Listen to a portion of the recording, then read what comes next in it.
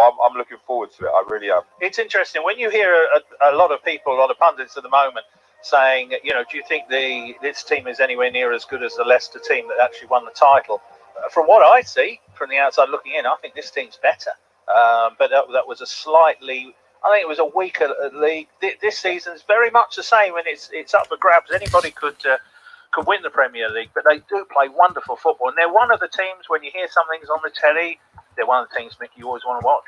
Yeah, I think it's a really interesting point you make there. And Carly's made Leicester and Brentford there. Leicester kind of do what we do. They kind of pick up people that not many people have heard of, but they pick them up for big money. Tielemans, 40 million. I mean, that's a lot of money. But, you didn't see any of the big three do that. So I think they're a really interesting side. And I think that Brentford and Leicester are probably stronger this season than they have been before, because they've got that steeliness, know how to win, as well as they can play a bit. Yeah, they've dispatched of Chelsea recently, in fine form at the moment, confident, but they will be out without Jamie Vardy for the next few weeks. Will be a very, very big miss. He's evergreen, isn't he, Carly? Just keeps going. Came from non-league, and there was quite a lot of money paid for him, and they won. Hi, Tina. That was a little bit of a brave buy, but that was a hell of a punt. If you want to come on, I'll turn down the football. Doesn't matter. We can have any topic while it's on. To the pro game late, so to speak, and I was fortunate. Well, I don't know if I was fortunate or unfortunate, but I got to play against him when he was at Leicester, when he was in the Champions, stuff like that, when he first come in. And I remember after the game just being mentally and physically exhausted because he did not stop for 90 minutes. He was all over the place. If I had the ball, he was there pressuring me. When they had the ball, he was running in behind. He did everything. And, it's really nice to see that with hard work and patience and persistence, you can go and achieve something. And he's done that. He's gone from, playing in the non-league to representing his country, winning the Premier League. People would never say that would happen to Jamie Vardy, and it's nice to see that he's done that. Yeah, it is. And getting back to Brentford, it's a chance to see the fringe players again this afternoon, Mick. And the schedule is so hard for us. Big game on Wednesday, of course, at Swansea. But it's important this game was on, because had it been called off, then of course Ivan Toney and Josh Da Silva, who were not available for today, wouldn't have been able to play on Wednesday. Yeah, really important game Wednesday. But you're right, Mark. It's looking at the fringe players here. They don't have one eye. I want to be on that bench, but I certainly want to be having 10, 15-minute cameos in the league. Hiya, Tina. Hiya, Easy. Sorry, I was supposed to contact you yesterday, but I didn't. I was a bit worried last night. A bit worried about what? You. Why? Just what was going on in Valley's chat. Oh, no, I'm used to it. I know who it is now. Don't worry, honestly, Tina, I'm in a different frame of mind. Oh, that's okay then. Oh, yeah. No, I know who it was. Yeah.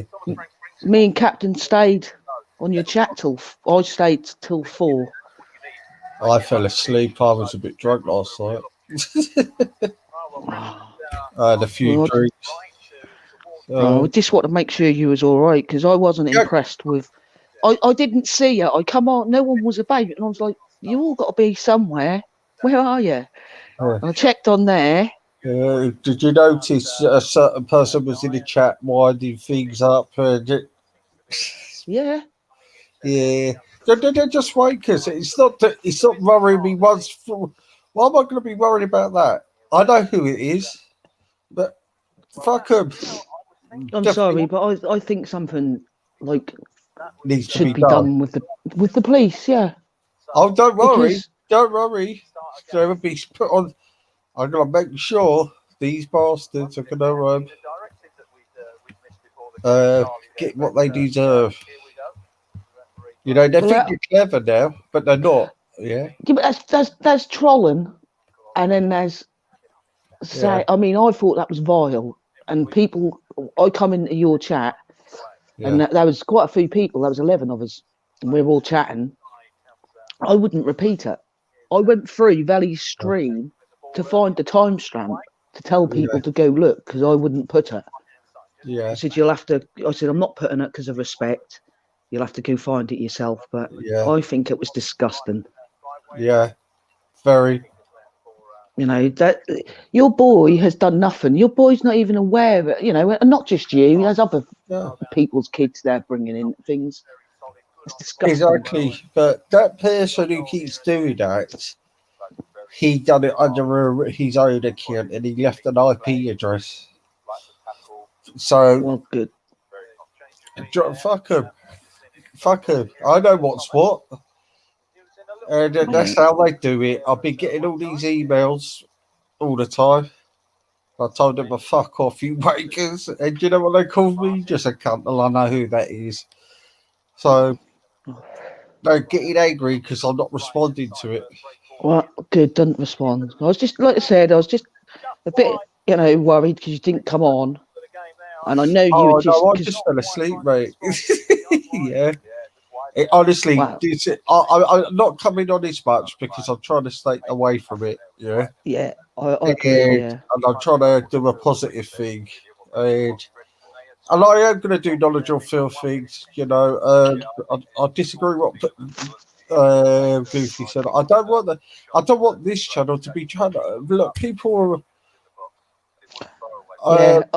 No, I've had people with feedback. They say they like my channel because it's nice and calm, but at the moment they don't like it because of that drama. Now they're doing that, trying to defile my channel. That's what's all happening.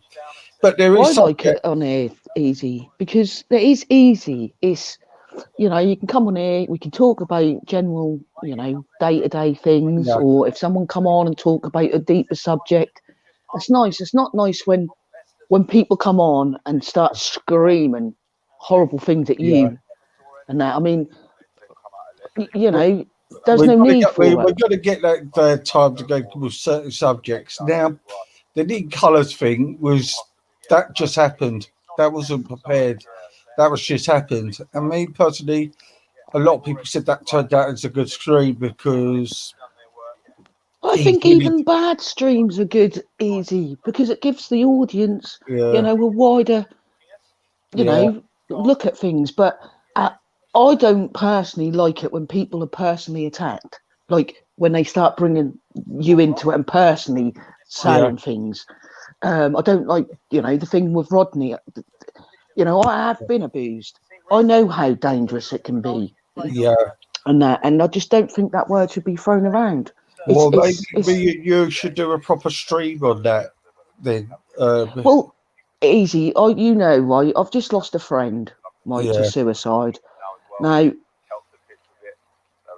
yesterday we all, obviously, because things ain't normal, a few of us, because that's like a school friend, and we all used to hang out down a shelter. Yeah. We went and we just lit a candle. That's all. There weren't no, we didn't all gather or anything. It was just literally a mark of respect because none of us know what to do.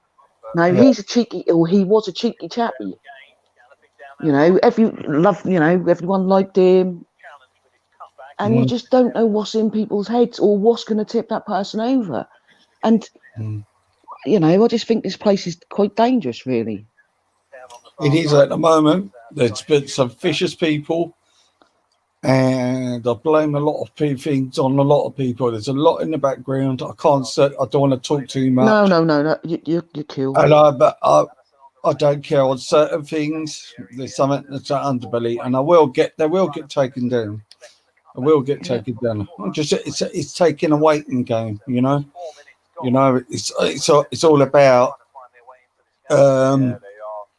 have karma come around to him. Do you know what I mean? So, and that, the other thing going on with a certain person that's always in all the chats. Yes. Think about it easy.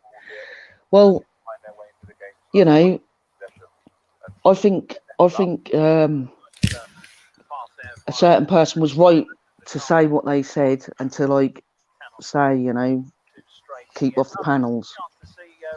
I have thought for a while. I can't say for 100%, but there was definitely something not right with that person. Do you know what I'm talking about? I are. Take this throw in the early stages. Yeah, I think he's really a good backup for Dalsgaard. He will be playing for first 3 minutes. Come towards the running. Chance for him to cross here. It's a good ball into the box, and it's chested behind, and it had actually the whole of the ball had gone out, although Soyuncu tried to stop the corner. So Brentford will be able to test the Leicester defence here. your mind back 12 months ago at Griffin Park. Leicester started Easy. quickly again, Yeah. got a goal within 4 What did minutes. you meet me for? Very similar today. They're a I didn't fast meet you. starting You team, done it very yourself. good in possession. Oh, did I? Yeah, because you said you were doing something.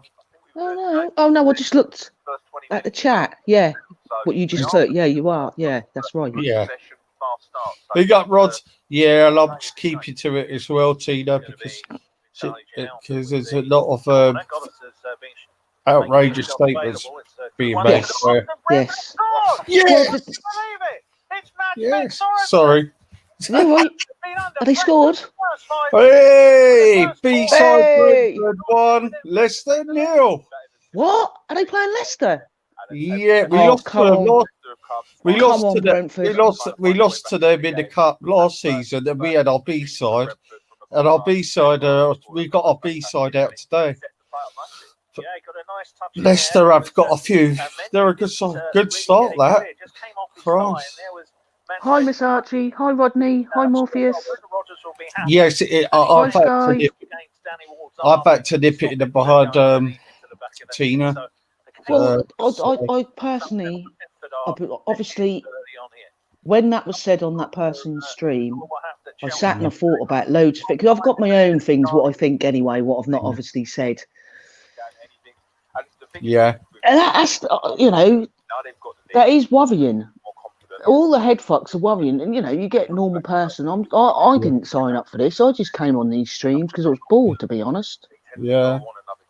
You know, I don't go around, you know, being nasty to. That's not my nature. And I find some of it upsetting, to be honest. Yeah, and then some of the things that innocent people are getting accused as well, you know, and I've had to nip it in the bud with everything, yeah, because it's not fair, you know what I mean? I'm trying to run a channel, you know what I mean? Exactly, yeah, but at the end of the day, not a cradle thing, do you know what I mean? And I'm just at the moment. Well, this is, you know, when we had that little talk and you went, you know, I was a bit hard, sort of thing. That is exactly what I meant when I was saying that you need to thingy, because everyone's walking around with kid gloves on. Yeah. Do you know what I mean? And that's just like. And I've got experience of all of this, yeah, with my own client, yeah. And I'm sorry, there's something not quite right there, yeah. So that is sorted. I wasn't worried about that. I thought you might have been upset about that, Tina, to be honest with you. But no, because I see it from all angles, to be fair. And like I said, I've got my own feelings and things about certain things on here. What I wouldn't say online. I'll talk to you offline, but I wouldn't say online. That's not worth it. You know, but like I said, you know, last night I didn't like what was said. I'm glad you're all right. I'm glad Captain stayed with me. Captain stayed till 4 o'clock talking with me. Yeah, we did. So we just sort of hung around in case you did come back on. Honestly, I'm really in a good place. I'm really struggling. Look, the last thing, what happened to me before, it's made me stronger of what it is. Yeah, and I know the game now, and I'm not falling into them. Don't worry, honestly. You see me having fun coming on because I'm just doing less and less and with more content, basically. Do you know what I mean? Like I said, that's been really good, Easy. Sorry? That's been really good that Dell and that's come on. Well, some good streams. Well, I had up to nearly 60 people yesterday. Yeah. And that's not bad out of 460 subscribers. You know? And here is Perez, big chance here, and a terrific block there by Pinnock. But like I said, there's some people who come on to the other channels and they've been quite good actually over to the Verdi's ones, you know. We've got a few of them are quite good, you know what I mean? And it's nice to see. I had Verdi over one day as well. That was not bad, you know what I mean? So, see, I like them guys, do you know what I mean? Because they run their channels, yeah. But that was, you know. But I will kick out. And I think that you know, I think that Verdi wants that to run how I sort of run it the other day, which I was quite impressed with. I think he wants to do it that way because I like Philly. Do you know what I mean? So Yeah. I must be doing something right. I mean, I'm not looking to take his viewers either. I'm not looking for money. I Yeah, but always, there's yeah, enough people to go to every channel because every channel has got something kind of, well, at the moment, I don't think so. I think they're all the same. They all talk about race. It's getting on my nerves, to be fair. yeah, but I like Philly. If you looked at, he was quite a laugh last night, actually. Tarek was brilliant, you know what I mean? So he lighted it up. You know, Jupiter laughed. I think we all need to laugh sometimes. But I do it on purpose to do my different times on the thing. I coordinate with all the other channels because, look, I'm just new on the scene. I don't want to nick anything. Do you know what I mean? I want to do it on my own accord. Yeah? I'm not interested in other people's views, but it'd be nice to hear the stuff for him. You know what I mean? It's nice for people. I like it because I quite like a few people on Vellies. I quite like the people in the chat. You know, I like that Lottie guy. I like Rich UK. You know, Yeah. I don't know what Matty is. Who Matty is? I've never met. Oh, that's Truth, isn't it? Hidden Truth, I think. And then I like Velly. I like Nettie. You know, I do. I like the Ultra. I mean, I pick up Ultra. You know, it's good. You know, I don't mind them. They're always welcome here because to me, I haven't got a problem with all of that. Well, no, that's it. You know, you try and keep yours, you know, without like putting a divide there. Yeah. There is, I've got no problem really with anyone on this internet. I don't like Brian Hale because I think what he done to women he's was not just getting wrong. into the platform. No, well, that was just so funny on that Lions Den the other night. Yeah. Easy. Oh my God, I was absolutely crying my eyes out of laughter. He was on there scraping his lies and everything, and because obviously he's got a new audience, the story had to start from the beginning, and then there was, is it Kai Carey or someone? Carey or some I don't know that account. Me and that person, whoever that was having such a laugh because we were just writing about. Oh, Cara. No, not Cara. That's KAI. KAI. Yeah. KARRY is the account name. And then that Betty come on as well. That Betty Bennett. Oh my God. Oh, Betty, absolutely in fucking tears. What, did she go on the panel, did she? No, we were just in the chat. No, Brian. I know the Wasp went on there, didn't he? Yeah, and then he'd gone, and then obviously the people in the chat, well, there was us three writing things about Brian, and that is at Raspect. He turned around and said, but Brian has all women in this chat. Don't seem to have a nice thing to say about you. And he went, yeah, that's Jupiter. That is awesome. And he obviously couldn't see he was in the chat. So I was even more laughing because he was saying, yeah, that's Jupiter and nobody's people. And that weren't one person who he named that weren't. And I was fucking laughing. And then the best thing was, he come out with, well, you know who it is? He said, Ian Puddock, right? So I am now on Ian Puddock's playlist. Ian Puddock's paid 30 trolls. Obviously, I'm one of them to troll him. And that is just, I was just absolutely fucking crying, thinking, there's just fucking, this just paranoia on this fucking thing, isn't it? Yeah, it is. But I'm staying level-headed now. I ain't got no problem with Respite. Do I agree with his stuff? No, but I haven't got no problem with him. Yeah. I ain't got no problem with anywhere. I just call out what's wrong. But I've decided now to do my own content and own thing. I'm not going to get into that speaker's corner thing which they're trying to push me onto. Do you know what I mean? No. Hey, educated guest, nice to see you. I like that stream. I'd like to speak to you sometime, mate, about that. I take it you were the guy we did that interview with Respect, yeah? I've heard a lot of good things about you, mate. I'd love to do a stream with you. And thank you for coming over. I'm honoured, actually. Yeah, well, I'd never been on that stream before, so I haven't, but I've heard good things. I've heard good things. If it's the same guy, I'm getting him all wrong with the guys at the moment. You know what I mean? Yeah, well, Kaz's station will be a good one, you know, because she's going to be talking about, you know, thingy. Do you know what I mean? yeah. And Yeah, that'd well, be good. I'll at help the with it. moment, Mm. I think that's, like I said, I've had 3 people in a year do themselves in. Mm. They're all male and they're all offshore workers. Yeah. That's just, do you know what I mean? Mm. I don't know. It's just like, Is it because down to a financial thing it's gotten down there? right, from what I can make out from all 3 of them that died, is they're all cokeheads, Oh, okay. all big boozers, like, because they work offshore, coming for whatever, 2 weeks.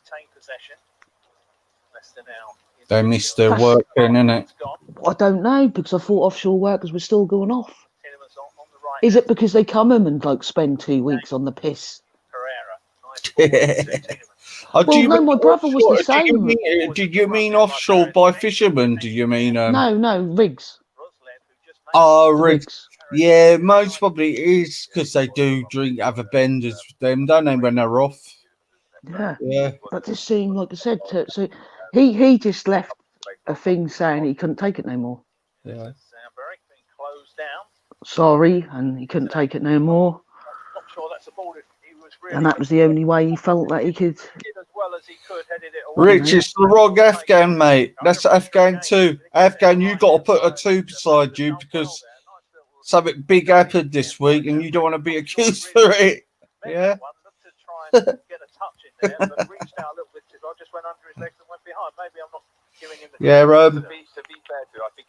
Yeah, yeah. I don't know what they do on the. Do they have time to go out on the piss really? Because they work quite long hours, don't they? Well, no, you go offshore, didn't you? You go off for say 2 weeks. My brother used to do 2 weeks on, 2 weeks off. So he used to go offshore for 2 weeks, and every time the first day he'd come in, it just fall off. You would never find him because he'd be on the piss. And that's seems to be the pattern of pretty much all of them, is they all go on like these big benders, and a lot of them do coke. I mean, I don't, you know, I'm not going to lie, I have fucking sniffed a line, but that I don't do it. That's not something I've ever been into. I don't really know about, you know, loads of fucking knowledge about it, but like any drug, it obviously fucks your head up. Rich. Yeah. I like Rich UK. I want you to come on the panel, Rich. We had you on there before. You were good. Get on here. You remember Rich, didn't you, Tina? You were on when he was on. I don't know. Hi, Rich. Hi, Afghan. Hi, educated Bloody guest. Afghan promised me to come on. I'm trying to encourage new people to come on so they have their thing, you know. Well, the thing is, easy. That is, I will say, that is the one nice thing about this channel. Is I did feel confident and comfortable enough to come on. I don't think I'd ever go on like Wendy's. That's his scene, you know, like a lot of them like are quite big. I have obviously anxiety. The time this will grow, Tina, you've been on here enough time and you're over commentators, you know. Well, the thing was, I didn't really know no one. Obviously, I'd been in the chat quiet and things, and obviously you seen sort of the same names pop up. But it was nice because I came on here and I've kind of learned, you know, who people are, or you know, a lot of the people. I can now go into another chat and say hello to that person and not feel a bit of a twat. If that makes sense. Yeah. I don't go on. I mean, I went on that Lions Den the other night. That was the first time, and I've been on. I've been on a couple of times, on others, but you know, I tend to just stay on here, Wendy, Jupiter's, and I pop on the Wasps now and again and have a look. Believe it or not, Tina, I lose confidence on certain things. I've only I don't know why I started going on Banals. I just thought I'd try it out. It was a spare of a moment. and I was speaking to Jupiter most of the night. Yeah, we were having a laugh, but there were certain things was happening was a bit of a shock to me. So, but I carried on with it, and there's certain channels I just won't go on for simple reason is if it's not moderated. I do go on Vellies, but not as often at the moment because of the shit at the moment. Yeah. I'm not prepared. I like going on Vellies. I don't mind them. I've had nothing but respect from the rest of the planet. I've never had anybody nasty to me on there, actually. I've been quite lucky. I've been on Jedi's one, but it weren't properly. That was a big argument thing on there, yeah. But it's but I feel comfortable on Wake Up UK's, Jason, a bigger audience. But when you're with someone on the thing, you feel out of your depth because he's got some very educated people on there, mate. You know. Yeah. So like and Dale, I'm used to being with Dale because I do think Dale's more intelligent than me. So, but I'm learning. Well, that's it. Some people have just got the gift of the gab, and they can, you know. I mean, I love listening to Dale. But Tina, because Louise is brilliant as well coming on. She's brilliant on there. Yeah. Louise was fantastic that when she sort of tried to moderate. But the only thing I don't like was that day was when she didn't get a voice. That annoys me. Why I made her come back on to give her yeah, voice. You did. It was important. I don't think people mean to. No. I think it's important on the station to have people to have their voices. So what I might do is anybody wants a topic from the ladies, it'll be our only panel lady thing, yeah? So maybe you, Kaz, Louise, do a show together and talk about things. I think us women in the chat agree or whatever that we see it different. A woman's perspective on obviously all what's going on is different to the man. A lot of you men are just aggressive straight away. You know, you've got you all got egos. That's the main thing on here is everyone's got one. You know, I want to be the king of the chat and things. That's just pathetic. You know, all their lives are so sad. I mean, I've got society. They've been quite respectful. But look, the regular ones who know me, like Raj, Banksy, you know, I let the conversation roar, but they do like having other people in their conversations. Do you know what I mean? They like talking to people. These guys like talking to people, you know. You know, it's really weird how Raj couldn't get no notifications from me. Do you know what I mean? So he would have been over, right? So that thing with Dean Colours would have been really great because Raj would have been there. Yeah, but it would have been great. The thing is, though, maybe you didn't want all them because maybe it would have gone in a different way. People were getting their say on that panel, on your panel. I didn't think it descended into chaos. It was interesting. I like even opinions that I don't like. I like to listen because I like to think, wow, does that person really think like that? Or how can a person think like that? Now, you know? Yeah, and I've done the right decision by letting it roll a little bit. Yeah, definitely. I can't look. There is a time in the thing, like somebody like who Taffy Lily had a little bit, but I knew it would sort it out because I know them both. Yeah, I know they're better. I know what they like. Yeah, you know what I mean. It's a discussion. They're not that silly. I know Taffy calm. I knew they'd be calm. So I know there's certain people, but sometimes, yes, it's a debate channel. And I have done some mistakes, and I do need to. If people won't shut, they need to go back in the back, and that's what I'm going to be doing. Yeah, definitely. Yeah. I personally think the only stream that was horrible, and I'm sorry, Captain, was that one. And then the only reason that was horrible was because too many people, when they're losing an argument, they have to bring vile things into it, like kids and mothers and and say really like derogative things. I'm going to be fair though on this. I think they were both at fault. Yes. Oh yeah, I'm not. Yeah, I no, think- I'm not just blaming for captain. I'm just saying Yeah. both their words. What they were used, it was like it's child ground, and Yeah. it don't help if you're pissed because you cannot get you can't get your words out or try and convince an audience of try and see it my when you're pissed out your head and you're coming out with vile language. But apart from that, I think all your streams have been okay. Of course, you're going to get bad, or you're going to get people arguing, or you can get people that don't like it, or people that like it. The funniest one is so far is me and Captain the other night talking about the flat Earth. Yeah, but that's it. Even that sort of stuff, you can make it fun. Yeah, I was actually trolling on that. No. I've listened to that. Yeah, but I mean, I find flat Earth funny. I do like when they start going into. I used to be in a couple of groups, and I just used to watch, just like watching the banter. But I don't fucking know whether it's whatever planet. I don't really care. But you get some of these people that think are real flat earthers and try and bring all this thing out, which I don't even know if that's right or not. And they're trying to tell you, and they're going on all these things if you do this and I just think it's another thing to keep us divided.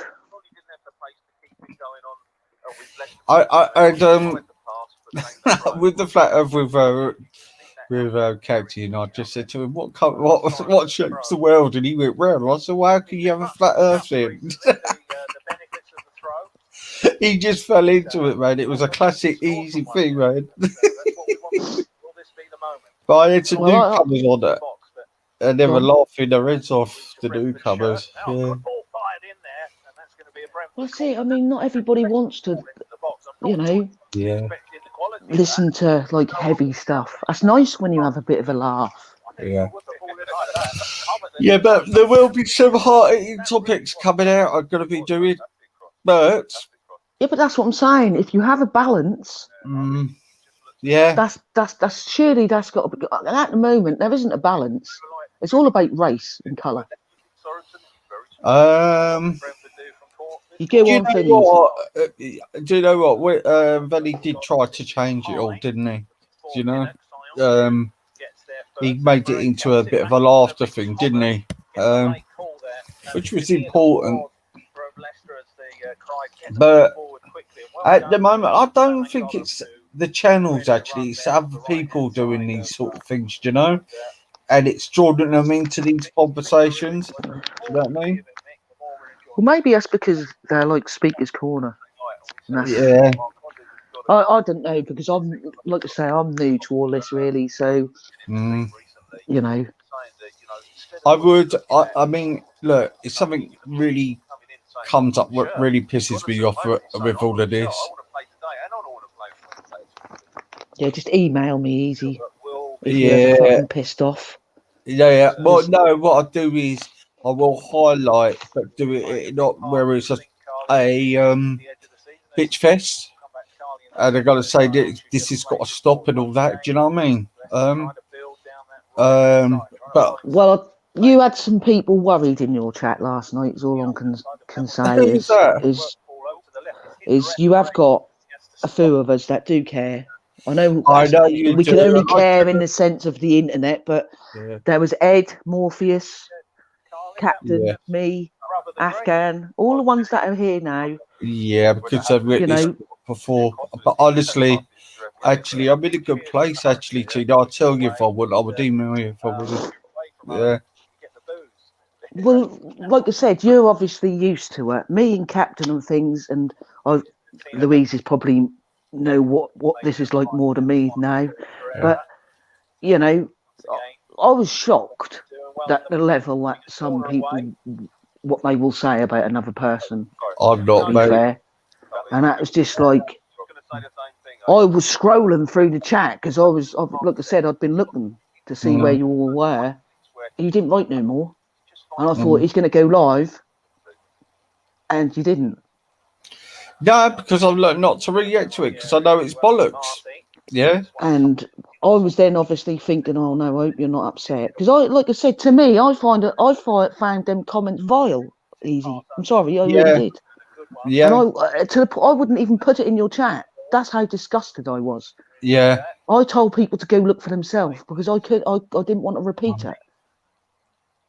I didn't want you to come in the chat and look and read that again. So I wouldn't put it in your chat. And I was just thinking, oh my God, you know, I have heard, I'm sorry, but I have heard you have a meltdown before, and I was just like, oh no, I hope he's all right. Yeah. But I've learned from them meltdowns, Tina. I've learned Good. from. I'm glad that's made you stronger. I It's not killed you. I've never done that in real life. Yeah. When I'd done that in real life, it would have done differently but I've learned now. Yeah. I learned the game. I know what's going on now, but my head's clear, and they could throw anything at me now. And I know it's ain't bloody true. What else could they throw out? Yeah. It's pathetic. Yeah. They're doing that because they know what I do. Yeah. What I do. I hate that statistic. And that's why they say it. Yeah.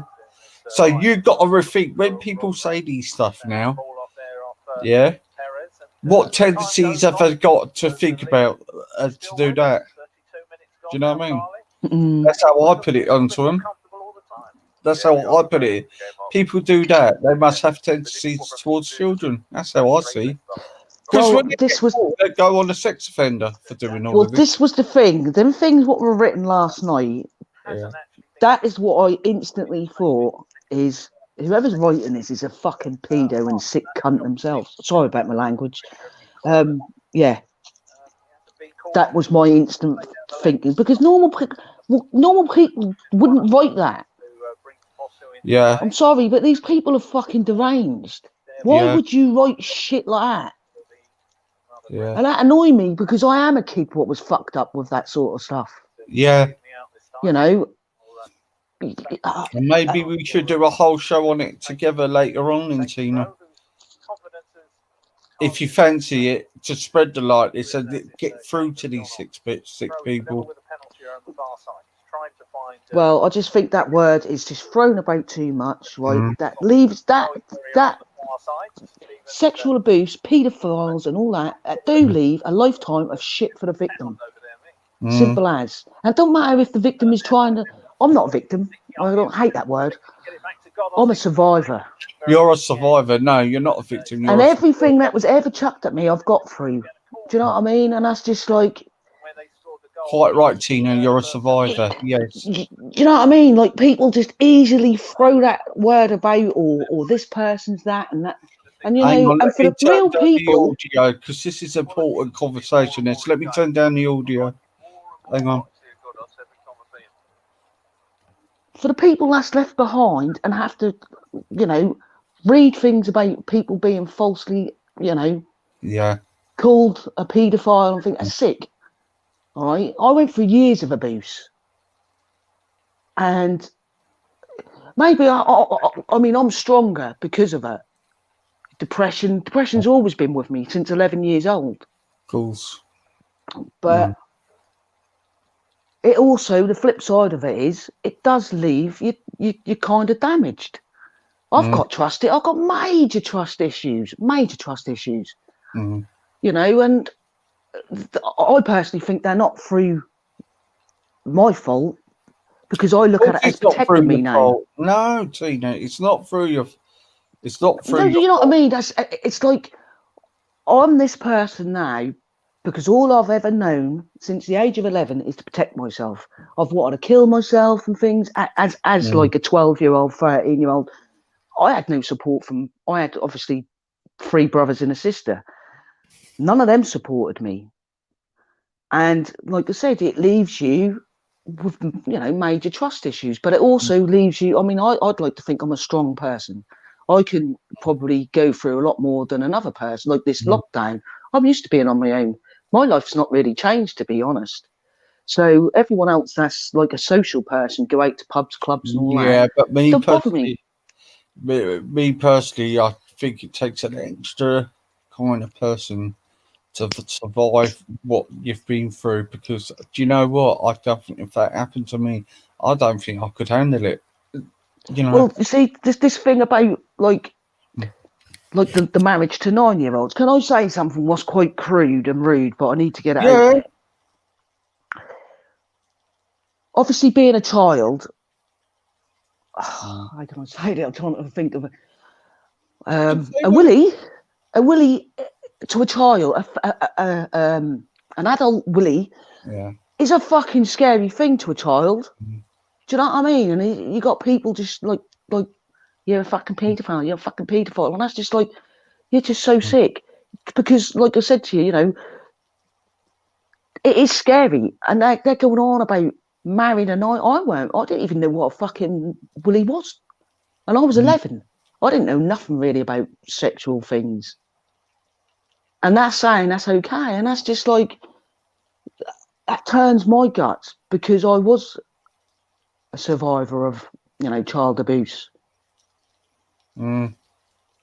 Really, it would have been great when that Near Colours was on. Actually, you could have told him the effects. And but I don't think they. Yeah, but I see them different because they've got the excuse of a religion's making it okay. They don't think they're a paedophile or anything. They don't think there's nothing wrong with it because their religion covers that. So they don't see themselves as dirty fucking predators or nothing. They just say, "Oh yeah, that's in our book. That's cool," and it's not.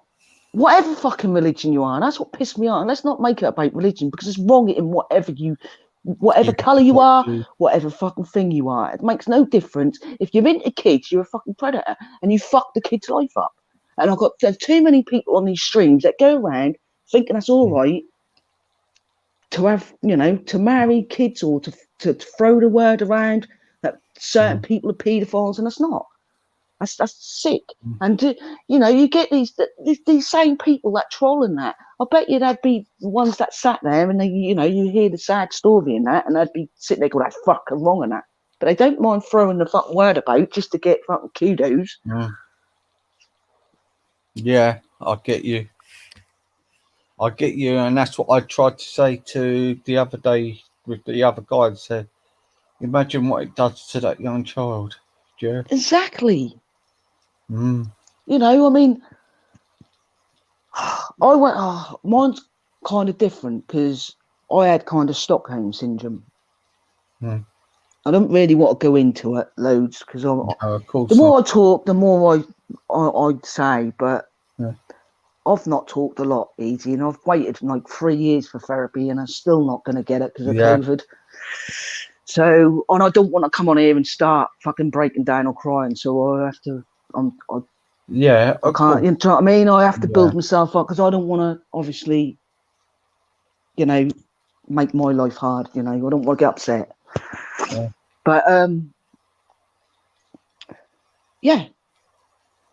mean, I was nuts. I was a nuts teenager because I didn't care. Because I was open that, you know, maybe a car would hit me, or I was a big drinker. Maybe that next drink would just fucking wipe me out. I didn't want to obviously have the guts to kill myself, but you'd think, you know, my life's not worth living. Plus, I had a fucking shitty home life. Yeah, I get you. But I just think these people don't see the impact it has. Yeah, the impact that has as you know, as a child and as you're growing up, because you do see things differently. Yeah, of course you do. What pisses me off is the person that did it to me kind of stalked me for a while. This was about 5 years ago. That's when I attacked him. And I nearly got done for that. It's always the way, isn't it? You defend yourself. Well, no, I happened to be with a friend who I'd helped, and I was walking along and see him, and I just went nuts. Went over and smashed him straight in the face, and that obviously turned into a fight. The lad I was with obviously come running over and stopped it. But yeah, that's what worries me, because I can't control. I've started in a supermarket because I can't control myself. Because I look at that person, I think, look at your lovely life you're having, and I ain't got one. Mm. Because I had fucking flashbacks and all the rest of it. I've been, 30 odd years of fucking bad dreams. Mm. And that's where I think the people don't realise the impact that leaves. Of course I don't, mate. Do you know You know what? what?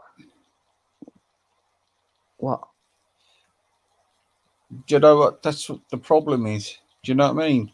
People don't realise till they will witness it or have someone in their family, and then they will know not to say these things. Do you know what I mean? Mm-hmm. Me personally, so I think it's terrible, right? And it just makes me feel sick because I just think about the victims of the abuse, what they go through. Do you know what I mean? And they come onto these streams and listen to a bit of knowledge, and maybe like a stream, and you get some nutter coming out with all sort of things. Do you know what I mean? So It's just sad. It's sad to Mm. see that people are actually that way. And Mm. there is a lot of people that don't give a shit. Mm. You know, fucking hell, I ain't spoke to my family for 20 years because of it. Because in my eyes, they done nothing. Yeah. My older brother that I lived with, obviously he had a wife and 3 kids. Mm. He was happy to let things go along because he never wanted me living there. And he told me that. He only had me live there because his brother-in-law made him feel that guilty that, you know, you're letting your little sister go into a home after what she's, you know. Mm. They never knew about the sexual abuse, but I'd been beat up by my other brother, and I was then due to go in a home, and I was fucking battered. And I had all bruises, and I had to go all to the doctors and have every bruise ringed and things. And then the thing with my abuser, I had to go to the doctors and have checks. Where? That's what I get. Where's this evidence? I was under social services till I was fucking 18, and they lost my papers. What's not fucking on, is it? Why they lost my papers? That was my evidence. Yes, I waited 30 years to go to the police, but my evidence should have been there, because if you read social services, they're meant to keep your records for 40 years if there's sexual abuse involved. And that's just like, you know, to be honest with you, when I went to the police and I felt more of a victim. I felt like I'd done some sort of crime. They do That's make how you I feel was like made a feel. victim, don't they? They're just And that was bastards. just, Yeah. and that was the police. And I'm thinking, I'm going here, fucking, you know, the only reason they got involved was because I tried to do myself in, and then I had to go under a shrink before I done a runner from the hospital, and I had all the police looking for me. But and they wanted to section me, and I'm like, well, I'm not suffering from no fucking mental illness, you twats. I'm suffering from you know, you all let me down. My family, social services, I was abused. That's what's the matter with me. Don't try and keep putting labels on me that I suffer from this and I suffer from that, because I don't suffer from nothing. You failed me, simple as. And I see all this wealth for what it is, and I don't really want to be part of it. But I've always felt like the government are against me. Like I've got to prove these, you know. I think they are. Me personally, there's too many cases where it's not treated seriously. Do you know what I mean? And they pick on the ones and not. Things don't make sense. They said that they found in his records that he'd been done for flashing. Yeah, right. So we're going back to 85 now. 85 time. Well, where the fuck are my records then? If they found that, why isn't the records there of when I had to go to the doctors then and be checked and things? What about when the police came into my house and asked me questions and went to his house? Where are them if they've got the fucking thing of him flashing? And they told me, oh, that was all done on paper then. These records get lost and things. Well, you didn't mind hounding me for fucking 4 years of my life. And then all of a sudden, when you do what I do, so I know that's the only thing that I blame myself for. That I wish I'd have spoke up when I was a kid. I wish I'd have been strong enough. I wish my life would have been better enough. I could have went to somebody and went, this is happening to me. Trouble is, when you're a child, it's hard, isn't it? It's hard. It's hard. You can't, you know. that you're a little girl, you're scared. It puts the fear into you. But I had no mum, Easy. That's what that all went down to. It was the same week my mum died. I watched my mum die. Yeah. I held her hand, right? There was fighting going on before that happened, so it was all chaos. I was 11, right? My brother then took me round this guy's. I thought the guy was nice because he wanted to talk to me about the mum. Because nobody wanted to listen. All I wanted was, what's happening? Is my mum going to live or is she going to die? I want to talk about my mum. And nobody, because my family was fractured or whatever you want to call her, I had no one that, and they're all older now. All my brothers were older and my sister. My oldest sister and brother were 16 years older than me. Yeah. So I thought that was, to me, this guy, he wanted to speak, he was being really nice to me about, my mum just dying and everything. Yeah, I thought it was great, didn't I?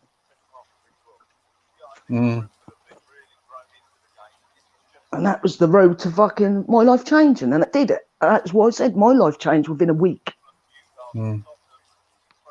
Did you ever get put with foster parents at all, Tina?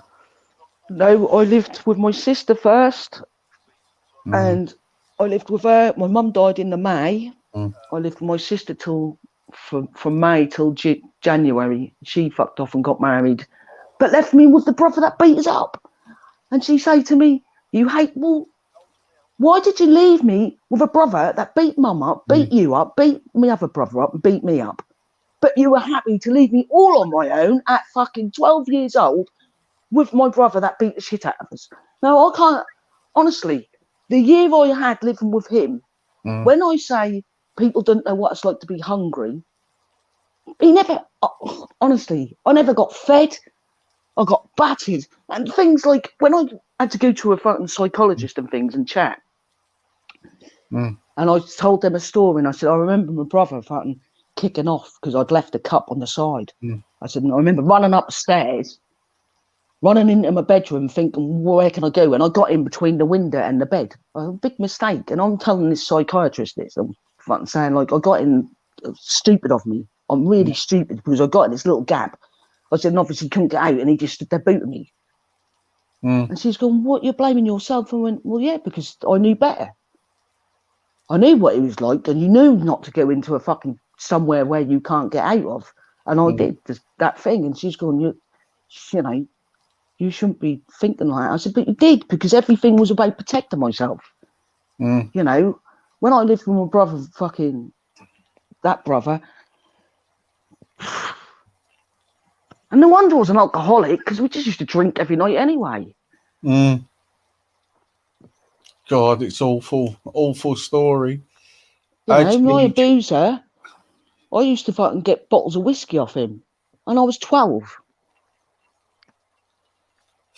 And they're telling me that my other brother and sister-in-law that I lived with never fucking knew nothing. Fuck off. Bullshit, man. I was the only fucking 12-year-old with 20 fags every day. When I went to school, everyone used to come to me, get a fag, because I had 20 fags every day and money. Do you think you would have been better off if you was fostered with a loving family? Yeah. I wonder why they didn't do that. I don't know. I have no idea. When I lived, that's one of the big things they do, don't they, really? The thing was, right, my brother, who's only 4 years older than me, he wouldn't live with my brother I was living with because he used to beat us up. But he'd gone to the school and told the school and everything what my brother was doing to me. I used to get dragged out of fucking lessons, and I'd go into this room. There'd be a teacher there and a social worker, and obviously the social worker used to ask me things, and I always lied because I was living in my house where my mum's things were, and I was a child. I was always with my mum, if that makes sense. So, although she was gone, all her stuff was still there till my brother smashed all up. But it was still kind of like normal home. And you know, I don't know. I was very worried about going in a home because I didn't like change. All I wanted to do was stay in that house where obviously where my mum's things were and stuff. I went to a couple of foster peoples, but this one, I remember going to one foster parent and she was saying about, you can call us mum and dad. I fucking went mental, ran away. Because I told them, so I'm not being funny, but I did used to swear because my house was violent. Of course. And if I didn't like something or thingy, I'd just go fuck off and I'd do a runner. And I don't know, I've done a few things with these, you know, where a group of kids go out for the day and stuff. But I just was I didn't used to talk. I was very quiet. Yeah, well, do you know what? This is what the problem with the school system is, isn't it? They seem to pick up the wrong children who live in a good place with their parents, but the ones who actually need it, they don't bloody get onto it, do they? Honestly, I was terrible at school, and I know I was never once asked, did I have a problem? Never. Yeah. I got suspended, and obviously my brother wouldn't ever go up to school or nothing, so my social worker used to have to do all that. And my social worker, they had a meeting of the board of governors, and my social worker said that I couldn't be moved because it would be detrimental to my health again. So they couldn't kick me out of school. And that was it. As soon as I knew that, I was like, even worse. I just used to be a joker. Just used to fuck about. It took nothing serious. Because obviously I knew at 7 o'clock what was to come. And that was every night from the age of 12 till I was 16. Yeah. So, man. you know. I mean, I don't know how you can survive it all, me personally, Tina. I'm being honest. I don't think I could be that strong. But you do, because unless you're shoved into that situation, you know, I can look in and say, no, I can handle it, but I have because I've gone through it. But, you know, there's been loads of, what can I say, you know, I ain't like anyone else. I'm not like any of my friends. Yeah. I take no bullshit. If you ask me my opinion, I will give my honest opinion. I don't want to hurt people, though. I don't just go around and hurt people. I'd rather more blunt people. And if my friends say to me, do I look nice in this? I'll turn around and go, well, no, actually, you don't. Or if someone goes, does my breath smell? I'll go, yeah, it stinks of shit. You know, I am quite an honest person. Not to hurt people. I wouldn't do it to hurt people, but I just don't see the... Yeah. Because I had this dirty secret for 30 years, I just think to myself, I don't need to lie about nothing else. That's it. Do you know what I mean? It's just like, I'd rather be honest with her. You know, if I get upset, I will say to my friend, you've upset me. You know, and not to fall out, but to say, like, you've upset me. Can we talk about this? Because we've got a prime example was both me and my friend, both birthday crying. I'd annoyed her and she had a little go at me. And I was trying to protect her. And I went, whoa. And we both, in the end, and if we hadn't talked, I'd have walked away and we would not spoken. And that's what I'm saying. I'd rather, there's another survivor in the chat, Tina. Hey, Laura. Do you want to come on, Laura? Well, just click the link on the top if you want to. Laura will tell you, you know, it does definitely change your outlook on life. I wish I could be more trusting. If you don't mind me asking, you know, I really do listen to survivors a lot, but I know because everybody's different. Do you go through days where it hits you hard still? Does it get? Yeah. I know it's always there, but does it get a little bit lighter when you grow up, or does it stay the same? Feeling stays there. I'd say it's worse now because I know Yeah. Like, obviously, when you're younger, you don't know like how people tick and emotions and all that. And obviously, as I've got old, you know, I can't make an excuse for it. I used to ask the person why they did it to me, and they told me that it was because they loved me.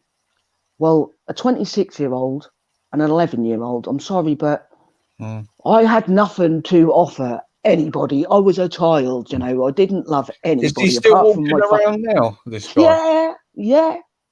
Do you see him? He's not allowed to come near me. Well, because what happened, I just said about 5 years ago it was, I'd bumped into him and I attacked him. And that kind of went from there. I then tried to do myself in. I couldn't thingy. Somebody found me. And because you do that, they have to obviously get the shrink in. And I told my story. And I said, I can't, if I don't talk about it, I'm going to kill myself. I know I am. I know I'm going to do myself in. So obviously you go through the rigmarole of that. And yes, I did want to get the police involved and I had to give statements and things. But he lives in it. Mine's a small town. And he kept fucking turning up in all the places that he knew I was. And I said to the police, you know, what do I do? Because I will attack him. And if I'm told that, if I ever had anything on me, I don't care. I would smash it around the cunt's head. Did if I had he a ever knife, I'd have get stabbed him. prosecuted, Tina? No. CPS didn't have enough evidence. And this is what I'm saying about social services.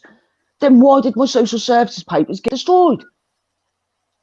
If they're meant to keep them for 40 years. Well, hang on. Sorry, Tina, to cut you. Hang on. How could that? Do you know what? It annoys me when they say they ain't got enough evidence. Surely, from technology, from the fibre, it will still be inside your body for what happened with him. Do you get what I mean? It still stays in the skin, that certain thing. Surely there have been some tests to know to comply towards it. Do you know what I mean? Oh, all they found on his record was that flashing, and that's what I'm saying. If they found that on his record, then why wasn't the other stuff on his record? Because I was fucking. The police came to my house twice. The police came. You need to sue them, man, if you can. Just to make. So when I looked into social services that says if there's any allegations of sexual intercourse or whatever it is, they have to keep it on record for 40 years. Well, when I told mine was only 30 years, so where the fuck were the papers in? Because I tried to get them, and the police said, obviously, when I went to the police tried to obtain them, and they said that destroyed. And then I'd obviously. There was a few incidents with him and the police with me. And I said, well, where's that then? And the police told me everything was done on paper. There's no computer records. It seems like they're covering something up a little bit, aren't they? Well, the police told me if that all went to court, then they'd be doing my brother and sister-in-law as well for neglect. Which they should be, because they said they neglected me. Yeah. You know what? They've got a lot to answer for. Christ. I mean, where's their conscience? Do you know what I mean? I'm not being funny, but where is they did try to trace. I can't remember the social worker's name. I can only remember the very first one that I ever had, and I gave her name, and they tried to trace her. Yeah. But they reckon they couldn't find her. And so they left her. This was back in what, 80s? Yes? 85. Yeah, see, the technology was upgraded by then. Do you know what I mean? Well, that's all I was told by the police. And when they come round and said that because obviously that went on for about a year, and then they came and see me and they said that the CPS, there isn't not enough evidence, but they won't close it if evidence ever came to light or whatever, obviously. And that's how that was sort of left. Christ. They told me to do this criminal compensation thing, and at the time I was just like, I don't want to do it. I don't even want to think about it. So that weren't for me. That's not about money, if that makes sense. So I weren't really interested. But they did mention something about criminal compensation, but I never bothered.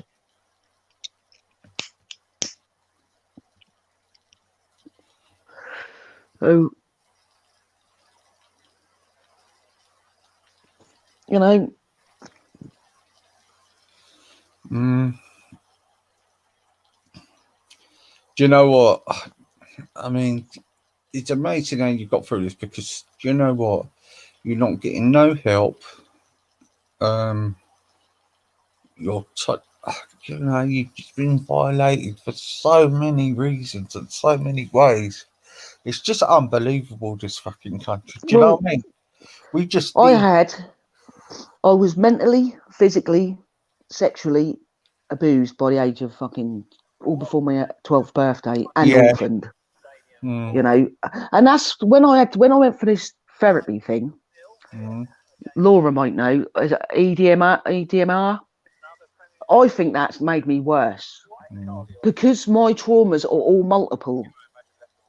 I haven't just got one trauma. I've got obviously loads because it all happened at the same time. And that's where all I say, like, obviously, when I've been to see these people, I'm stuck in 1985. Everything around me is grown, but my head is still in 85. And that is the only way I can explain it to all you in the chat, to you, Easy, is that I'm in 1985. I have bad dreams. I've bit people in my dreams. I've smashed. Do you know what I mean? I'm fighting because I'm fighting in my dreams and things. I've smashed my face in my dreams. A bit like my late mother, actually. Yeah.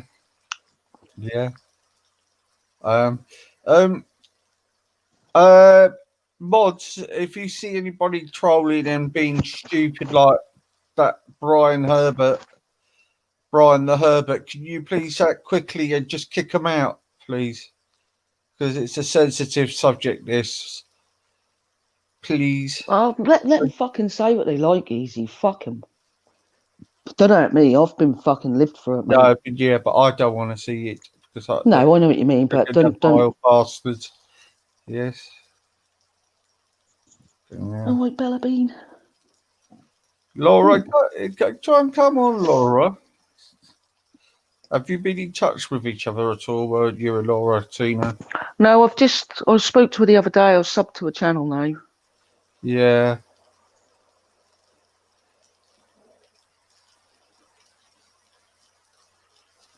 Yeah, that's right.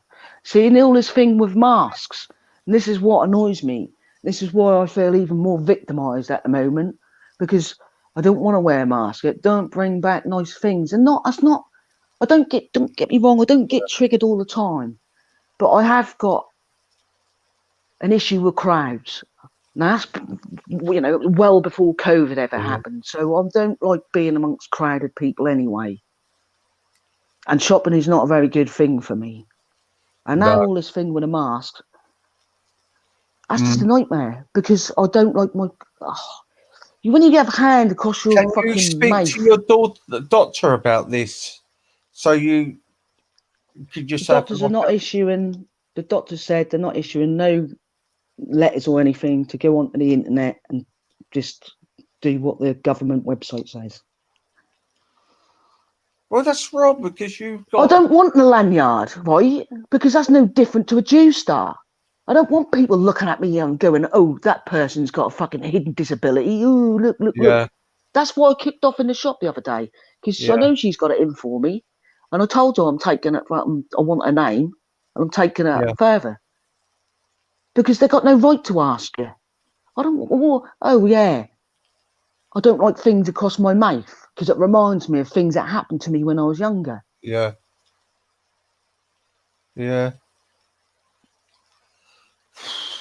Oh, that's it. It's just. I feel like the best thing for me to do at the moment is stay in, because I'm not having random people pointing at me and saying things because I'm not in a mask. Because I will kick off. If they catch me in the wrong mood, I will kick off, and then I'm going to get in trouble. Okay, I don't want to get in trouble. Yeah, just anything. It's nasty. Don't care what it is about towards anyone. Kick him out. Yeah, zero tolerance. Hey, Captain. My little partner kept me amused last night in chat, didn't you? I just fell asleep in here. It was really weird. Actually, I was in one of them strange moods where I was up for doing a stream because I thought, because now Raji's seen the station, yeah. And then I thought, do you know what? I'm going to go to sleep. Do one early in the morning, yeah. Do you know what I mean? Well, that was just funny because, like I said, we didn't care, did we, chat? We were all having a laugh. Yeah, well, I'll always leave it on, like, for you so you can all chat and that, you know. I might even, like, leave some music on, like, very nice music with the fire, so if you can all chat in there without me doing the content, if you know what I mean. Yeah. Well, you know what that's like. This is the Insomniac channel. You know what I said Yes, to yes, you, Captain, I did. Yes, you know what I I said did to you, you laugh. could have my details to do a show anytime, Tina. Yeah, I know. I don't know if I would like that though, because I think I'd be a bit nervous. Yeah, but you're our captain on with it. Yeah. Late at night. It's nothing to be nervous about. You have the regulars. Yeah. See, it's nice to. I see. Sometimes I like to just sit back and listen. Do you know what I mean? Easy, Laura, want the link. Yeah, I got it. I didn't put it on top of the chat. I don't think. Do you know? I don't think so. No, because I decided at the moment there's too many porn bombers at the moment. You know that was, didn't you?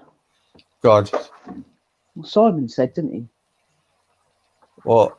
Who Brian? that was? Who the porn bomber was? Yeah. A lot of people say. Apparently, they got the location. Hi, Tanya. Yeah, mate. Oh yeah.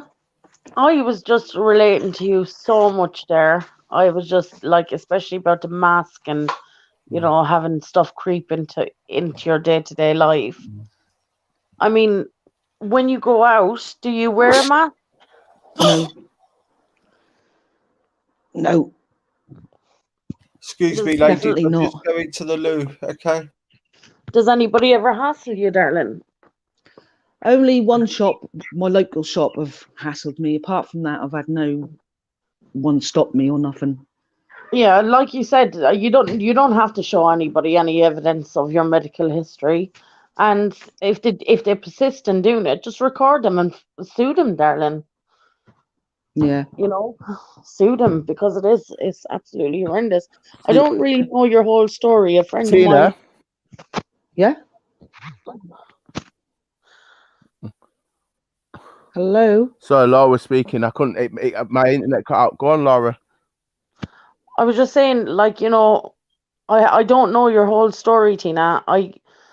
But a friend of mine has told me a bit of it. She's been listening. She listened to you one night, and from what I hear, you're like a really, really strong survivor. Like, you're not on your own. We go through this kind of every day. It creeps in and can't sleep and stuff like that. You're not on your own, darling. There's like a whole society of us there. Yeah, I think don't know that's because I think that's because I've never spoke about it. And a couple of years ago, I went to the Sue Lambert Trust, but that all got a bit heavy, and I'd come out of that, and then I went back on the list again. And I was meant to start the beginning of last year, but obviously then COVID happened, so that's been put back. And I waited 2.5 years for it, and I think I need to talk about things and not feel ashamed. Look, some of the things I feel ashamed to talk about. That's the same with me. Like I felt. Look, listen to your story there. When I came out with my story first, I was sitting here on the side of my bed in my pajamas, 3 o'clock in the day, after not sleeping the night before, and I had to do something because I was just going to explode.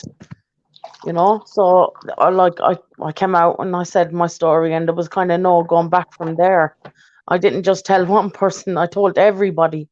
I told the whole world, and I got relief from that. I don't understand why I got relief from that. It was scary, but I did get relief from it. And I think finding then so many people, there was like, for from all over the world.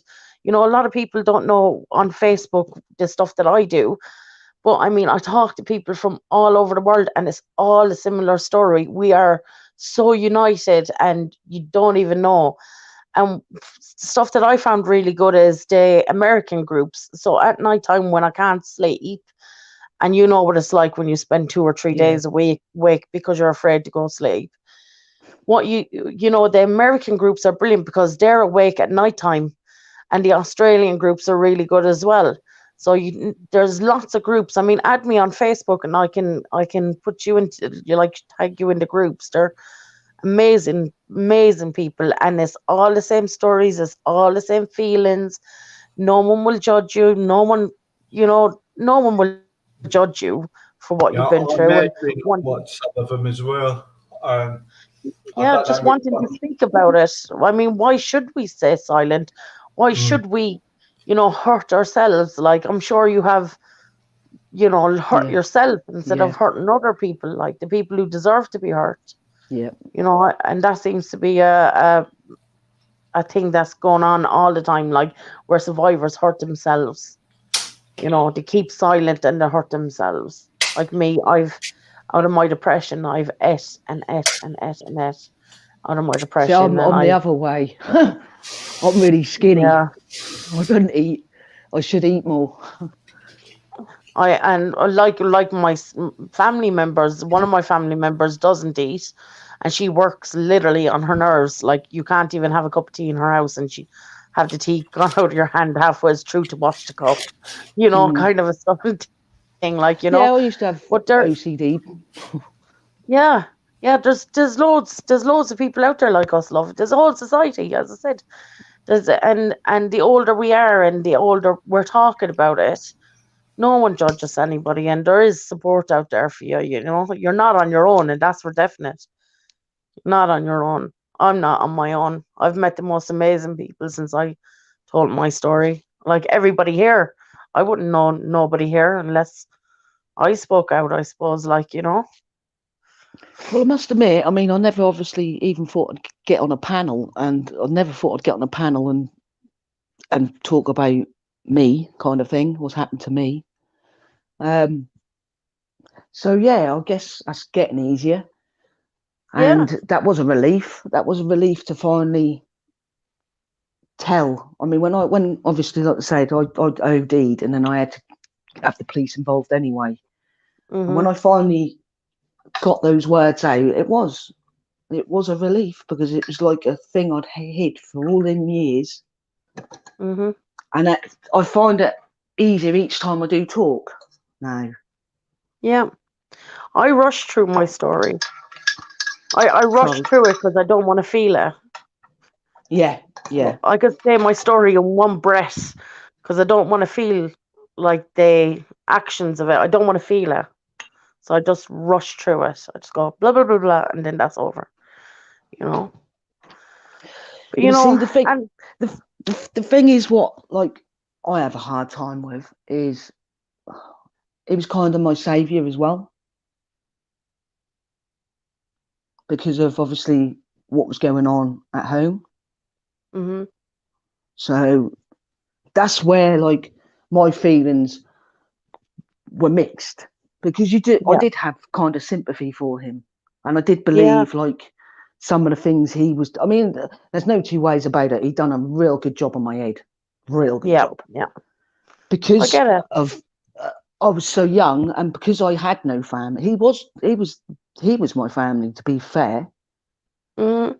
Because he was like protecting me, getting a beating from my other brother who I was living with, but he was obviously doing what he was doing. So it was all like I said, the timing of everything, because it was all happened in one sort of period of time. Yeah, I've got all these. They've all. Do you know what I mean? Like my mum dying, being abused, being beat up. They've all the same sort of time, and that's like.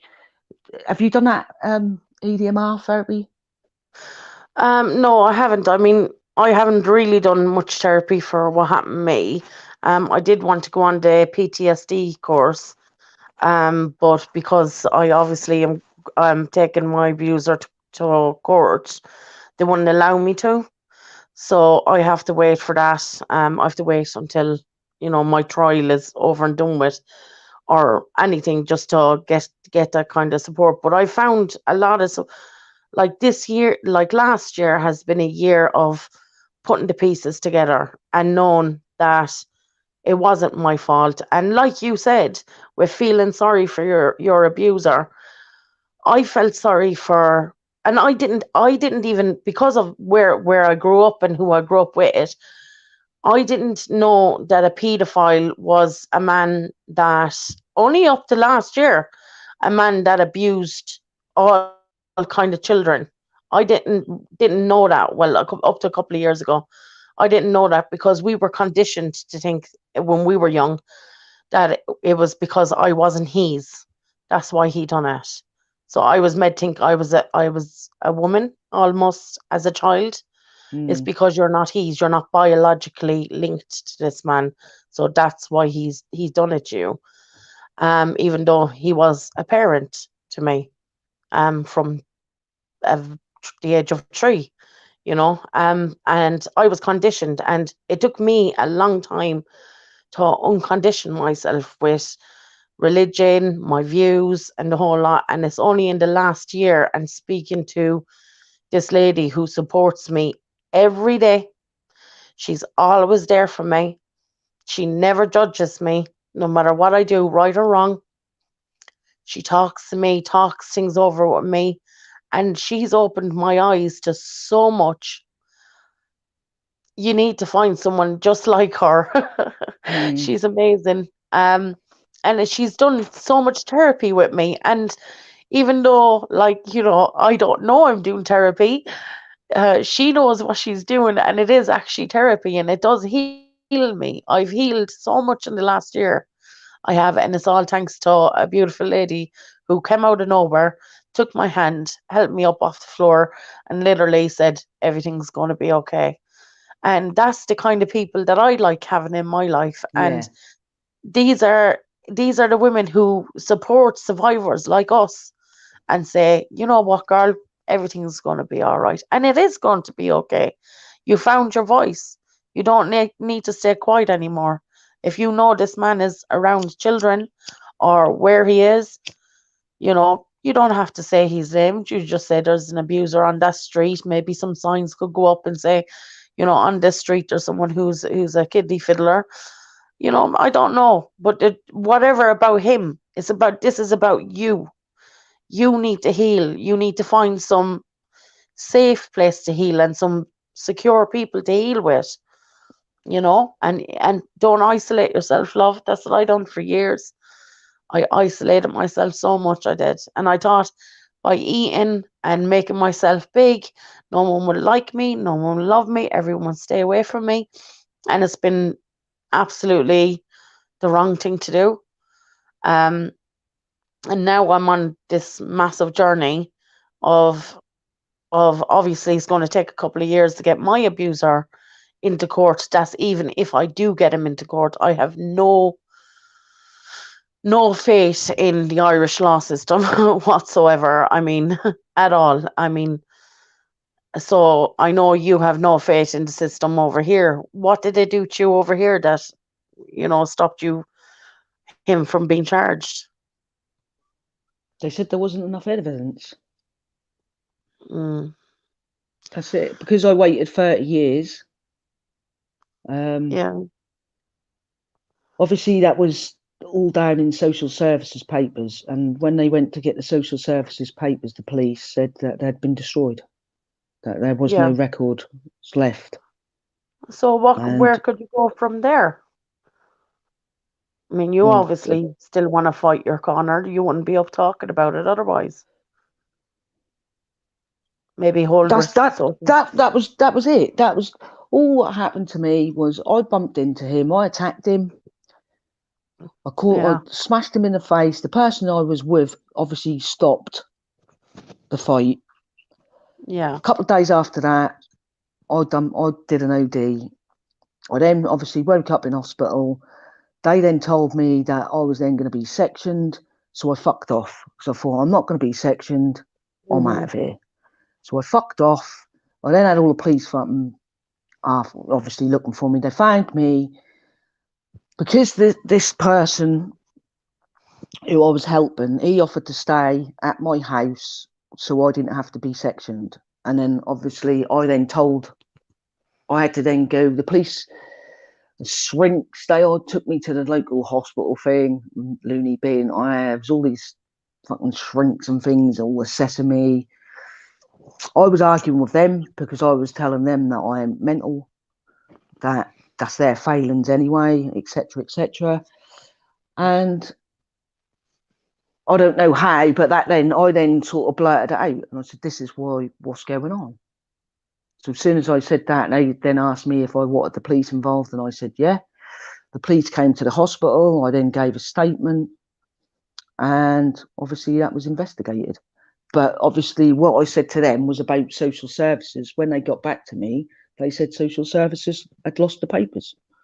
Well, there was no record of the papers. I went on for about a year, and then the police came to me and said that the CPS said there's not enough evidence. They won't shut the case. It will always be on file. If there is ever any evidence or whatever, that will be reopened. And that was how it was left. And they told me to contact a criminal compensation thing. Really, really sorry you had to go through that, darling. Like, it's so hard when it's historic abuse as well. So, I mean, how strong are you anyway, for starters, for just saying it? Because people can go through their whole lives and not breathe a word to nobody.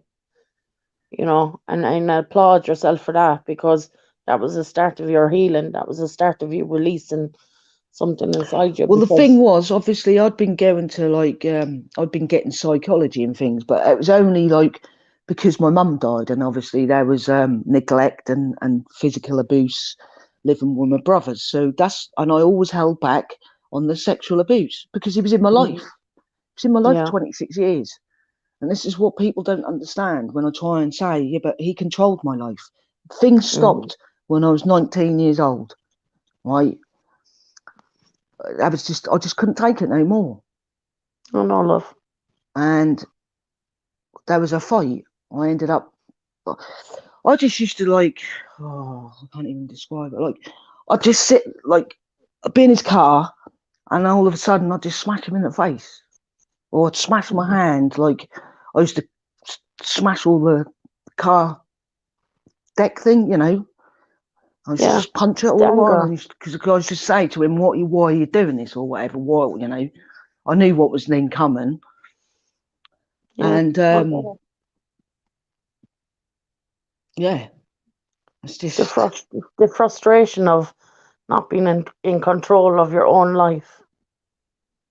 And to know, because when I lived with my other brother, he didn't do anything for me. He had his wife and 3 kids, yet I was never bought nothing. I didn't have a coat till I was 16 years old. So everything that I got was through the money that my abuser gave me, and I used to obviously make excuses up where these items had come from. But if he hadn't given me, I wouldn't have had shoes, because my brother never bothered with me. And social services, this is it. Well, what were they actually doing? They used to see me once a week, but I was going through all sorts of neglect. I was 13. My brother, I used to come in from school, and my brother would go, "Get the fuck out of my house, go on, I don't want you here," and he'd throw me out. So where was I going to go when he wouldn't let me in that night to sleep? To the abusers. Yeah. I get it, love. I totally get where you come from. And I'm angry with my own family as well, because they allowed that to happen. My brother, why did you throw me out at 13 years old? Why did you do these things to me that pushed me even more into, and then you knew it was going on, because social service used to come around every week and go, "There's an allegation that you've been seen with this person." And my brother and sister-in-law used to be there. So they listened to the information that the social services was giving out, but never done nothing, because they didn't give a shit. And that is the only way I can put it. So yeah, I do get angry, because I get angry with, I had 3 brothers and a sister, not fucking one of you gave a shit. But look at you now, babes. Look at you now. Like you're strong. Like, you know, people don't realize they say, oh, vulnerable, we're vulnerable. People don't realize how strong we are to even still But be you, here after everything. you say that, but sometimes I don't feel strong. Sometimes I feel like the Me too. slightest thing will push me over the edge, and that's it. I'll just grab them tablets and I'm out of here. I feel you, but you don't. That'll tell you how strong you are. You don't do it. There's been days there, not just been, oh, But I just have. just, but we all have.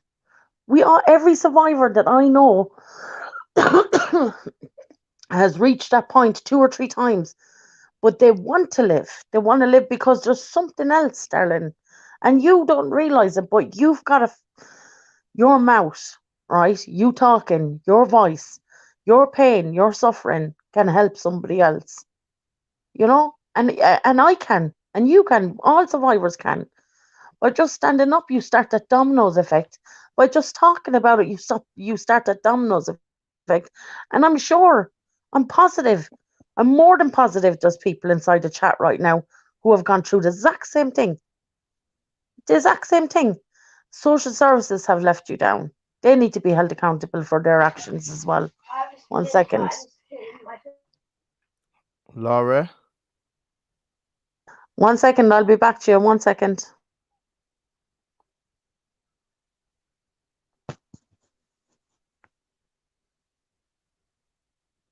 You're Who's in very, the chat? Me, it's Easy. me. it's very, you're very strong, Tina. Sorry, lads. But you are, No, Tina. no, you You're don't have to very apologize. strong. You're right, incredibly strong. I'll go this far. Are you familiar with a guy called Alan Mert, Tina? No. All right, okay. He's a close friend of mine. He was brought up in Beach Home in the 50s and 60s. All this stuff you're talking about is come across before. This is interesting. I've met a woman called Sue Peak who works with Alan and a girl called Jeanette. And it's interesting that this abuse has continued on for decades. You're talking about stuff in the 80s. This was going on in the 50s and 60s. I've met Alan and he was talking about stuff that went on in Beach Home. This has been consistent in this system where we've got social services. These people and police who keep claiming to help the people. And I'm seeing this pattern. I'm seeing it with you. I've seen it with Alan. I'm seeing it with my friend Sue Peak, his friend Sandy, who's up in Scotland with the Quarriers. These are consistent failings that I'm hearing about. Okay, this is consistent. So when Laura's saying to you that there's people all over the place, I know these people. I've met some of these people. I don't know everybody, but I do know Alan, I do know Sue, and I do know Sandy. And we do a show on Wake Up UK, and I've met Alan. I've met him a couple of times, and we speak about this at length. Just the fact that he's speaking out about it is brave, because a lot of people, it takes them. It took Alan years to speak about, for him to speak out about it. It took him years. It takes people a long time. So you are. It's interesting now. You're talking about the same things that Alan spoke to me about, that Sue spoke about, where they've had to fight back. Your story is very similar to those that have been in.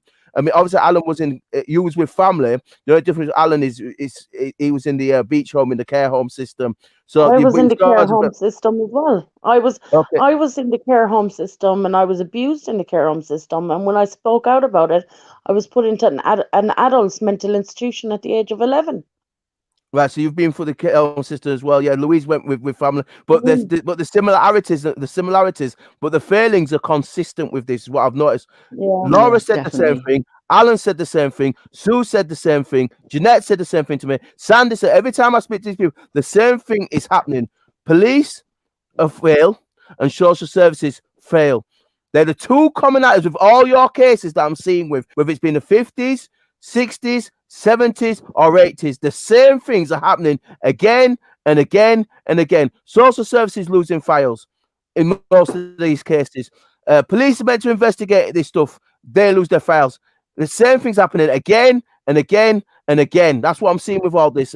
Alan will tell me the same things with this as well. In Ireland, darling, let me tell you, Tusla in Ireland had 800 files of abuse cases for children shoved in the back of a closet. 800 files. And in Ireland, and just as I live in England and I know what's going on in Ireland and England, you know, and it's the same all over. There is no social services. Social services is there to take your children, make Exactly. profit. They Yeah. don't care. That's it. It's a massive company. It is like basically It's human it's trafficking. like You're a right. factory.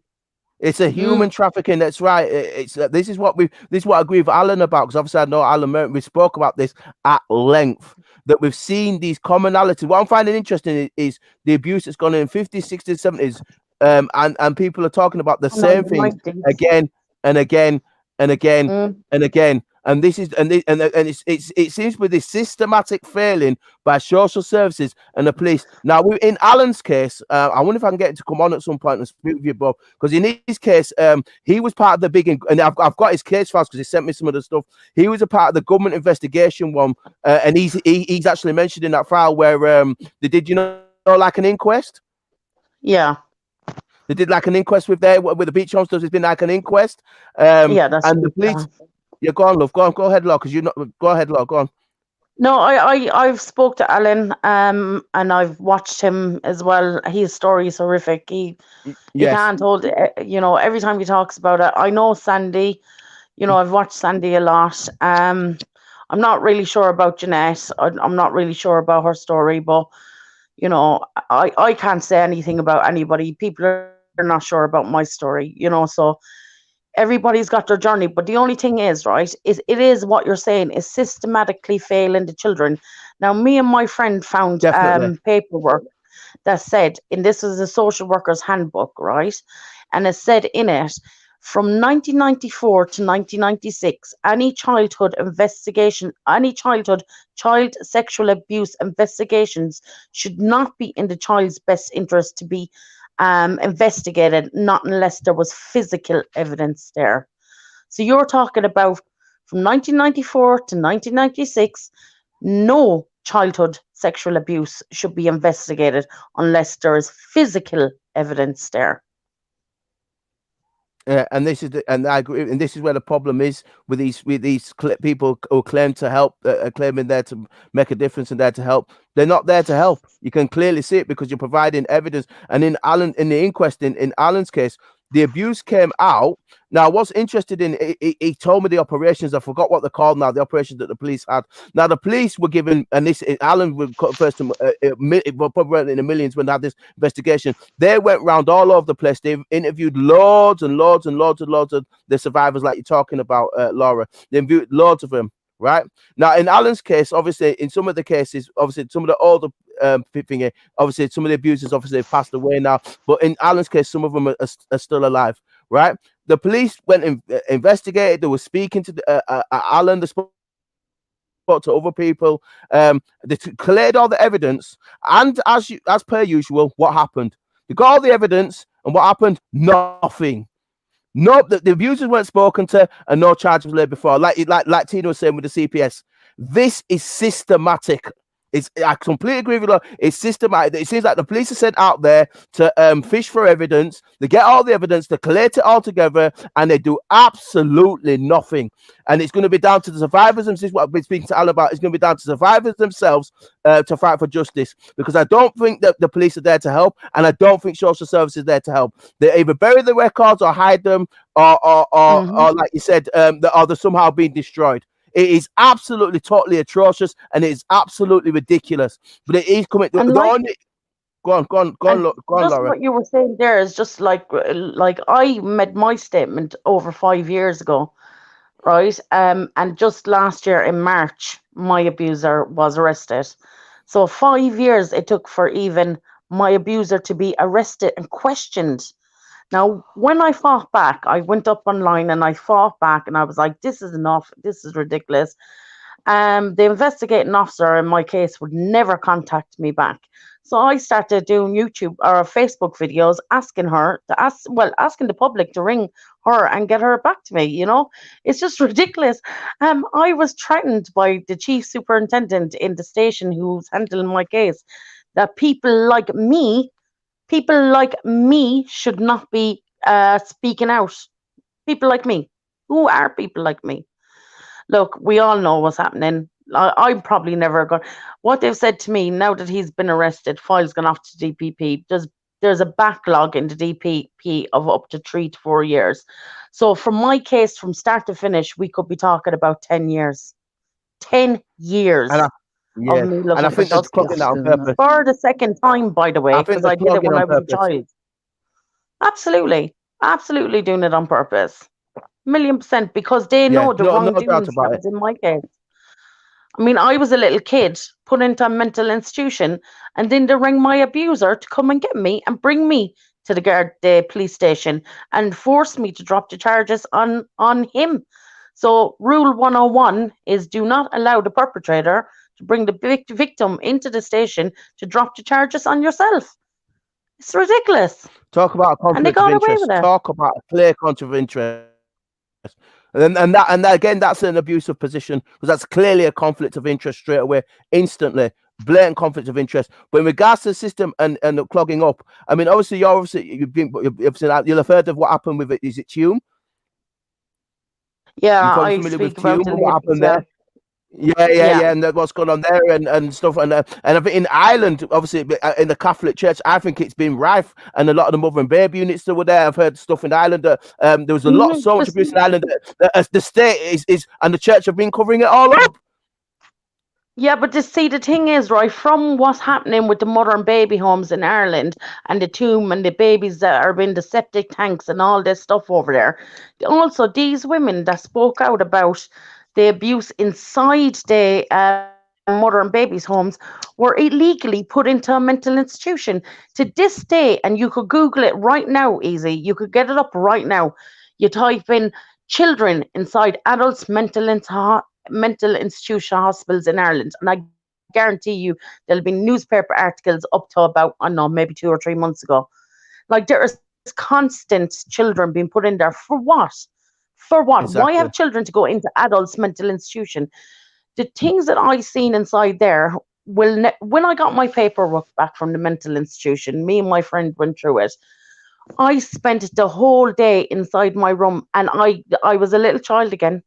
I could see the doors. I was walking through the doors. I could hear the screams. I can remember myself being drugged, holding onto the wall, nurses coming in and out, me begging for help. You know, all these things will never leave me, and somebody's got to pay for it. Somebody's got to be held accountable for it. I have the police, the guards in Ireland failed me as a child and are failing me 100%. again as an adult.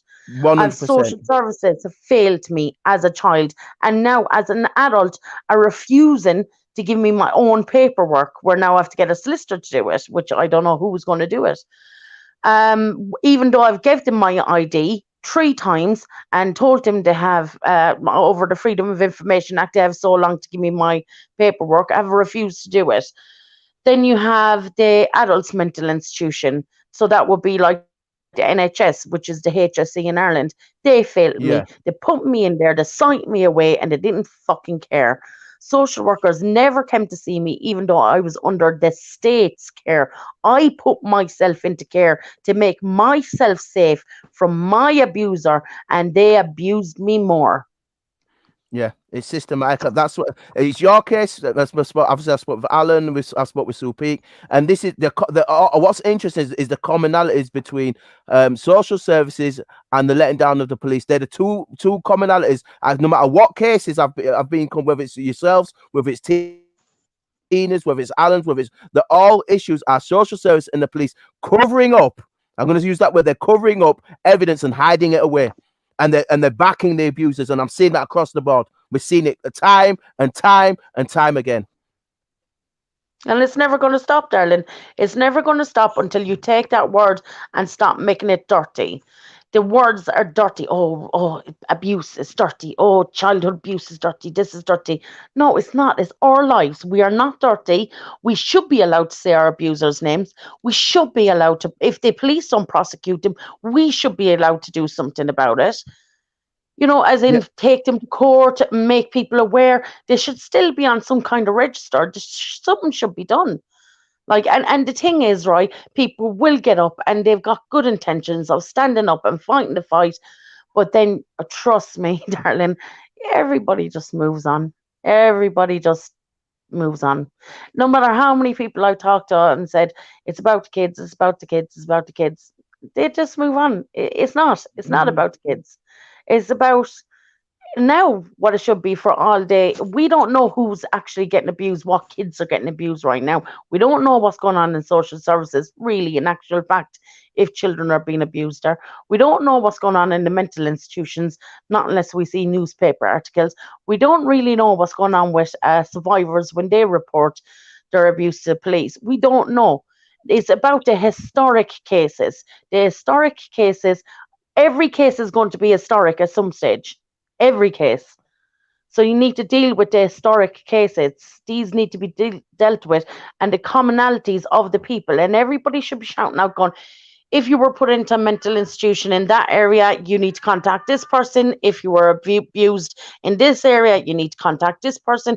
And what you need to do is get a lot of people with the same issues to all go together and take a case against the government. And that's what we speak to Alan about. That's what we're speaking. And we've started to do some. I'm not obviously putting the public, but we started to collect some, because obviously with his case, we've got a certain amount of evidence, because obviously his case, the cases with Beecham, there was an actual inquest, so there's a certain amount of evidence that is in the public that we've got. But obviously, I was speaking to him about this at length, about collating some of that evidence together, but as well as inputting, because what's interesting is, what I don't like, and you've mentioned this yourself, is the fact that not only social service but the police keep gathering evidence, and they keep burying the evidence, which is totally unacceptable and ridiculous. And it's going to take the survivors, just like you said, they're going to have to come together and put something together where you lot put a case together with help of other people and bring that against the state, because at the end of the day, the state has no intention of prosecuting those people who have been working for the state.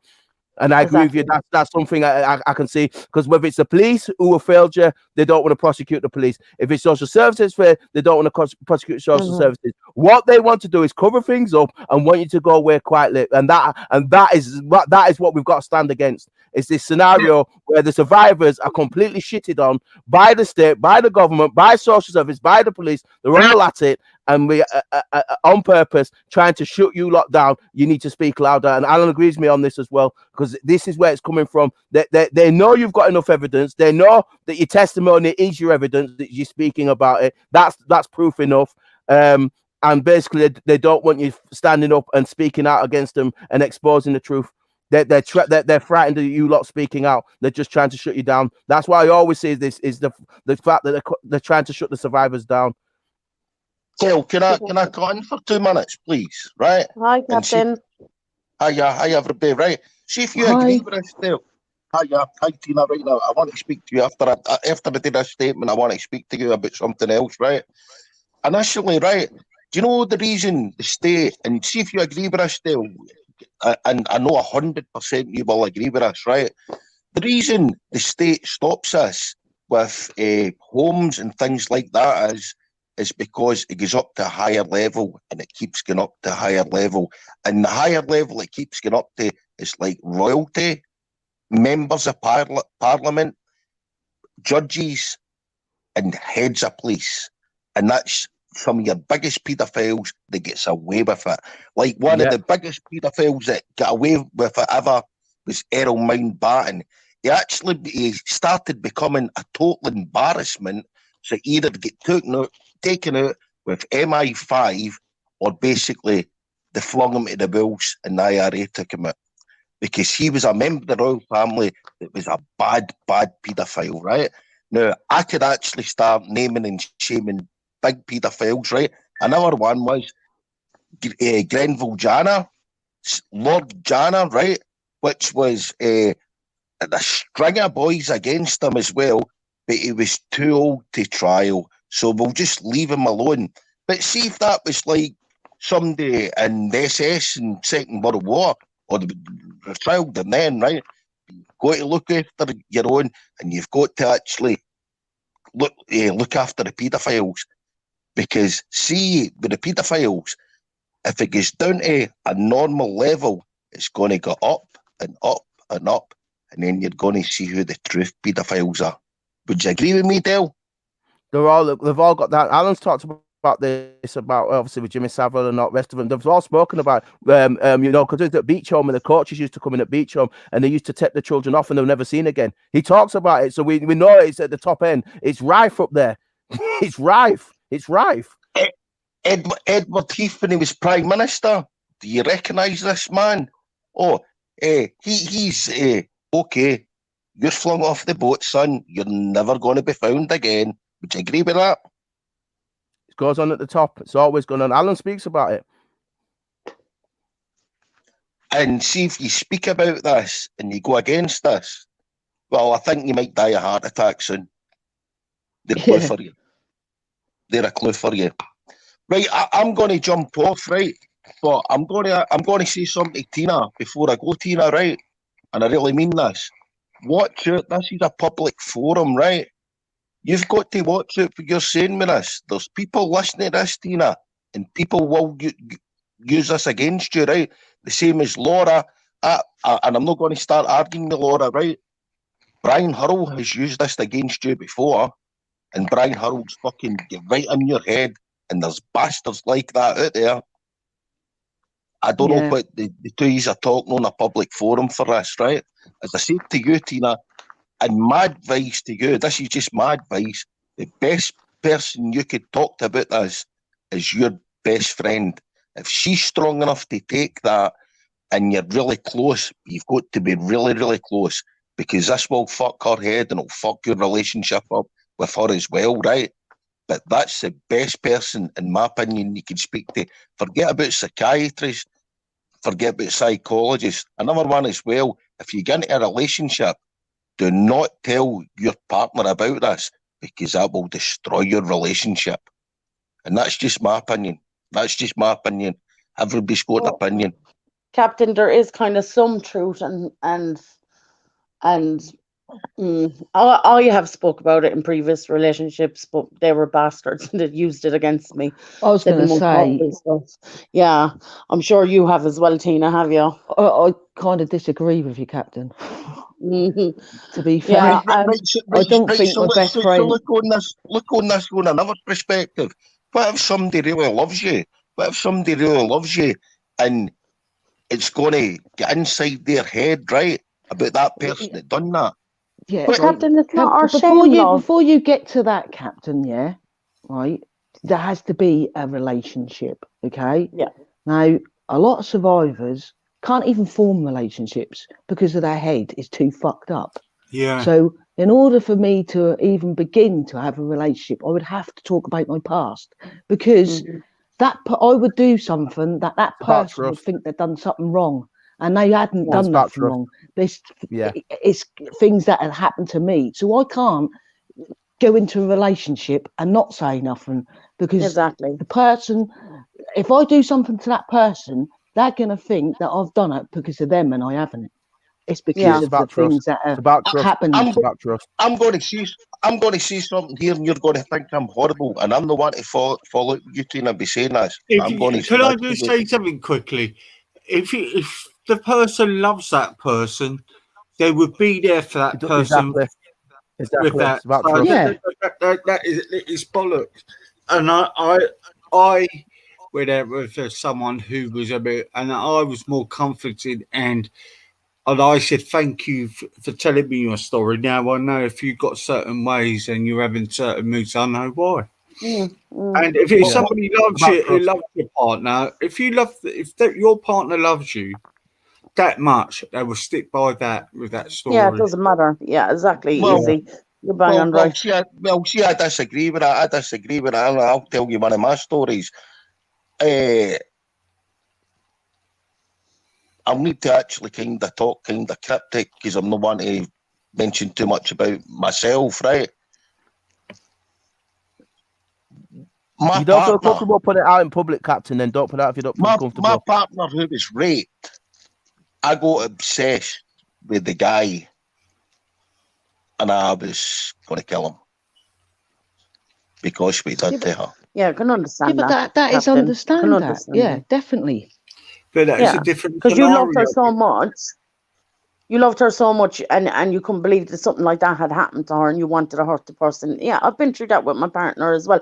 But obviously, you know, you got to deal with it. You have to allow the person to deal with it their ways, like, you know, and as like me telling a partner at the start of the relationship will be a massive thing, because sometimes I don't sleep for 3 or 4 nights. Sometimes I cry in my sleep.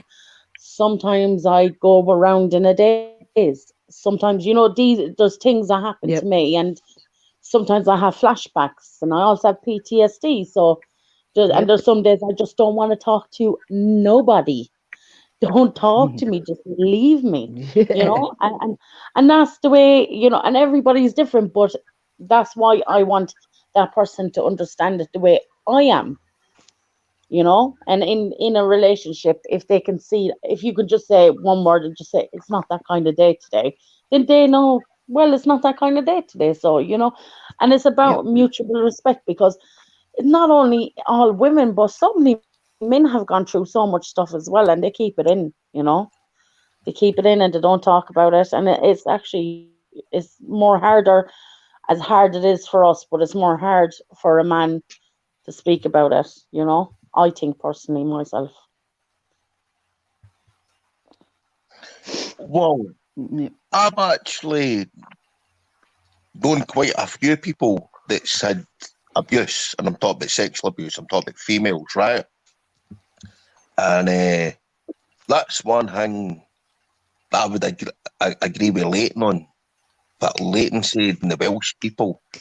Do you remember what Leighton was talking about, Easy, when Leighton was talking about this? Yeah, yeah. And I'm going to talk cryptic with you. I've never done that with a lot of people. I've just done that myself. Because sometimes the law is not for us. And Tina, I'm going to go because this, I'm going to start getting a wee bit emotional because I'm thinking about things as well, right? That bastard has fucking fucked your life. I know. See, he's fucked your life. That guy has fucked your life, right? But see, tomorrow you can change this. You can change this.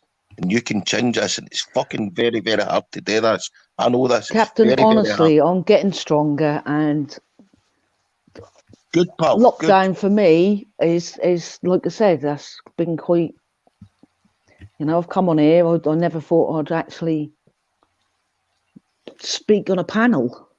So you, Rog, You have, Louise. You've been brave. It's not easy for everybody. Tina. Tina, sorry.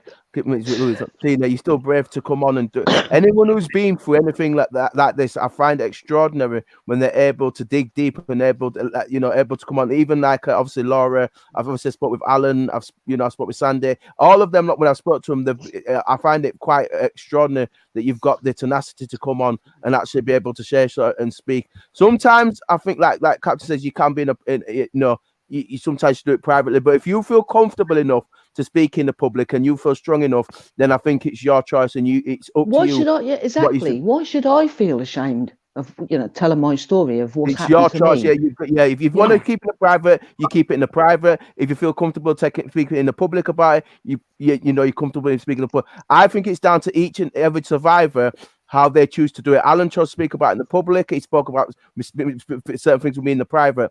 You spoke about it in the public. There's certain things you can speak to Law about in the private. So I think it's down to each survivor and their choice. But just the fact that you're able to do it and be able to put that testimony together is amazing within itself. Right, Yeah, I'm going to say one. I'm going to say one thing before I go. It's okay if I say one thing before I go, right? Tina, the reason I'm saying this to you is, right, I actually like you as a friend, right? But I don't think you're strong enough if somebody actually uses this against you. Plus, I think the best thing that you could do is talk to one of your friends. Don't go to psychiatrists, don't go to psychologists, don't go to analysis, right? Because it's going to take them about 2 years to get to know you initially, right? And then they'll start solving your problems, unless you've got money and you can see them 3 times a week, right? But what I'm trying to say to you is the best thing that you could do is speak to your close friend, but only if they're a very, very, very close friend. Laura, see, I disagree with that, Captain. Right, I disagree okay, because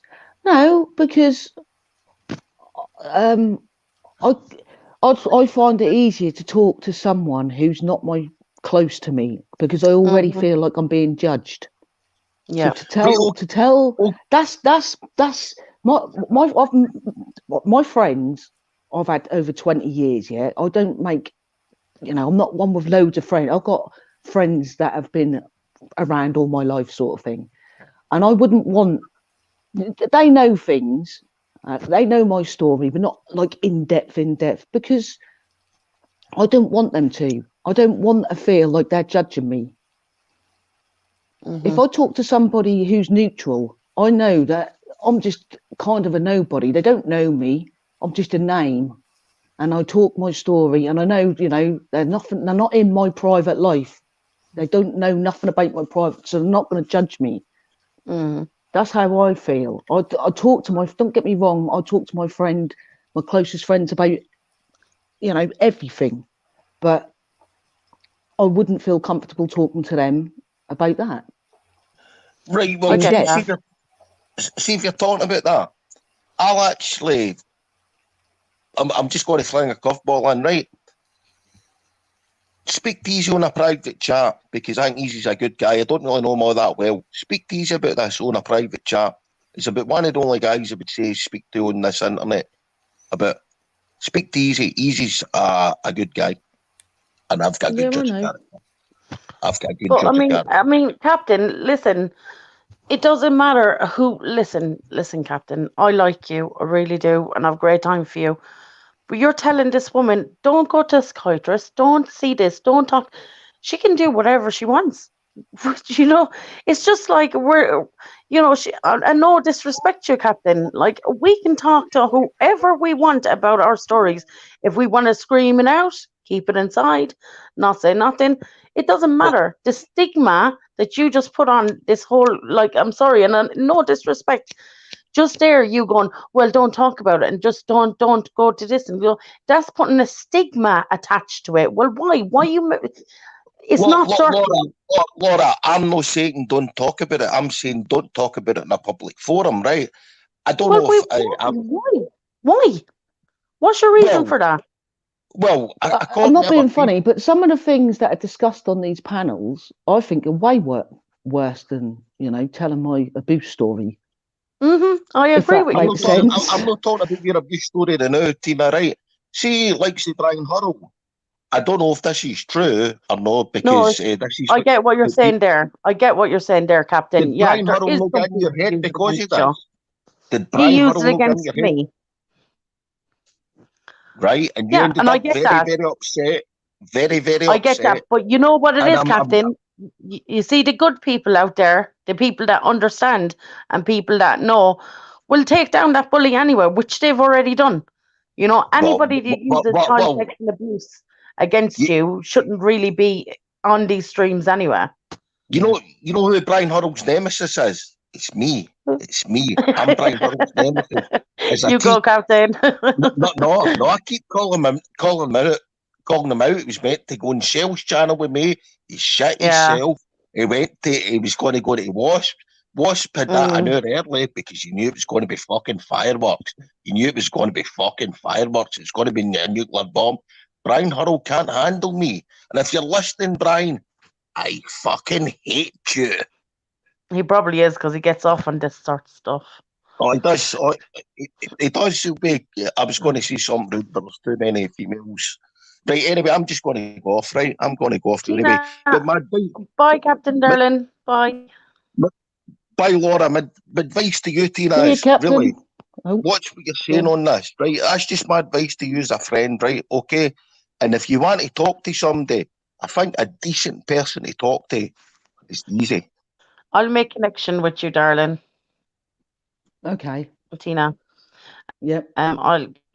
Easy has my link there to my Facebook, so me and you can have a chat, and I'll show you the group stuff where there's hundreds of us, thousands of us over the world. Jeez. And it's the same story everywhere, from Australia to America, Ireland, England, Wales. It doesn't matter. It's everywhere. It's the same story. Systematic failures. This is what I'm seeing. This is what, and I agree with you on this, Laura, because when I've got some of Alan's stuff that he sent me, and obviously there's some of the abusers. Obviously, when this stuff took place at Beach Home, obviously people have moved to different countries, have gone all over the place, so the police went all over. But you're seeing this systematic abuse. No matter where you go, if that, like you said, and this is the commonality, and the same systematic abuse is that you say it's the same things. It's the police failing and social services failing with the council. You see the same things again and again, no matter where they are. This is why I agree with Laura in terms of abusers speaking as those who've been abused speaking out. Yeah, speaking out, because it's the commonalities are still the same no matter where you go. So I'll definitely back you on that, because that's what I'm seeing as well. Go ahead, Laura. Actually, if there was a certain thing where, you know, I know there's a lot of people that would want to help, but I mean, is there any way that we could set up, like, you know, where people, we all know the names of care homes in England and Ireland. There's so many of them there. It's finding the survivors to all come together in the certain care homes. You know, I know they've done it with Beechwood. I've seen it. It's amazing. But there is so many out there now. There has to be something where we can, you know, say pinpoint one care home, find the survivors that were in that care home, or put out something to say, if you were in this care home and you'd like to speak about your story or whatever, or something like that. I know it's not, I mean, I'm only coming up with this now. I don't really know like how we would do it, but there's definitely something where instead of just going one case,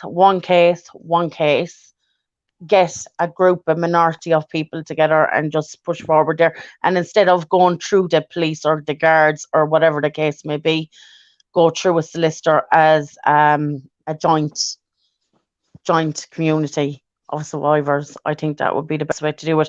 For individual cases of children, just like you, Tina, who were abused at home but still had social services involved in your life, I would definitely be seeking out some kind of case with social services. I would be definitely, first of all, they lost your paperwork. They have to be held responsible for that. They didn't properly care for you. Have to be held responsible for that. Don't think that your journey is over, because your journey is just starting. And so many times when I got up and I was talking about it, I got kicked back down, and people used my story against me. But other people seen people use my story against me, you know. But there is still things you love. Don't give up. Like your fight. The thing is with me, if I feel like if I stop fighting, I'll die. I don't know what it is, but if I stop fighting, I'll die. So I keep on fighting. I not only fight with myself and my own well-being, I fight every day to get up. I fight to get my voice heard. I fight, and the worst things that ever happened to me is to be silenced. So that's why I totally disagree with Captain saying don't tell your story. Tell your story. Wait, I'm gonna have to Shout drop out. to the world. I'm gonna have to drop out because my dog is going nuts. It needs to go out. So all right, darling. Well done to both ladies. But I think congratulations. I might need to Tina, speak to you back and get you together with Alan with that idea that you just said to Laura. I think the idea is great. The more of you come together, I think the better, because you'll have strength and unity. That's how I see it. I'm more like you, Laura. I see that side of where you're coming from, strength and unity. But sorry, not to cut you, Laura, because you two are speaking. But go ahead. Yeah, cheers for listening. Well done, Tina. And I'll be back. I will be back. I'll be back in about half hour. Okay. All right. See you, Laura, guys. You said you got it for Del. Sorry, did you say? Does he ever wants to talk about that beach home? And I can get Alan on. That's not a problem. I can get him on. But if he wants to do it, no, he will. He's good. I'm close with him. I can get him to come on. That's easy. I've got his number. I speak to him. But don't worry, I can get him on. That's the easy bit. The issue is if we're going to do that, we need to do it with people like Laura and Tina. We need to have people coming together. This is where I agree with Laura. It needs to be with survivors together, because when I go on Alan's shows, he normally has Sue. He'll get Sandy on. He's never on his own. Normally the survivors that come together. So if we're going to do something easy, I can sort something with Alan. That's not a problem. I can speak to him. He'll be fine with that. But I want to do, if I'm going to do something, I'm going to do it on the principle of where Laura's coming from. If I get him on, you'll have to notify Laura, because we've got Laura's email, and get you all on at the same time. If it has to be something that where Laura, Tina, Alan, we get quite a few of you on at the same time, and you can bring stuff together, because that's the only way you're going to get things done. So that's how I would say that one. So if you coordinate an idea, I can get to Alan back, but this needs to be done with people like Tina and Laura. People need to come together. Sorry, not to cut you. Go ahead. I could get 2 survivors anyway. I've had one on here anyway. I could get, she will come back, and there is a couple of people who will want to tell their story, and I will ask. Obviously, Laura. I know Laura will come, and I know Tina will come. So that's 2. Then we can just. I just want to see if I could get a male who's been abused. So he's got another male on the panel as well, who understands what he's coming from. It's very hard for the males. I totally get that, and I understand that. I do. Very hard. It is, but like I said, I should be. I can get Alan. That's not a problem. I can get. He'll definitely come. He'll support, and he might be able to bring Sue with him. Do you know what I mean? So, but I'm with Laura. If we're going to do something, we do it on the unity principle. We come together with people.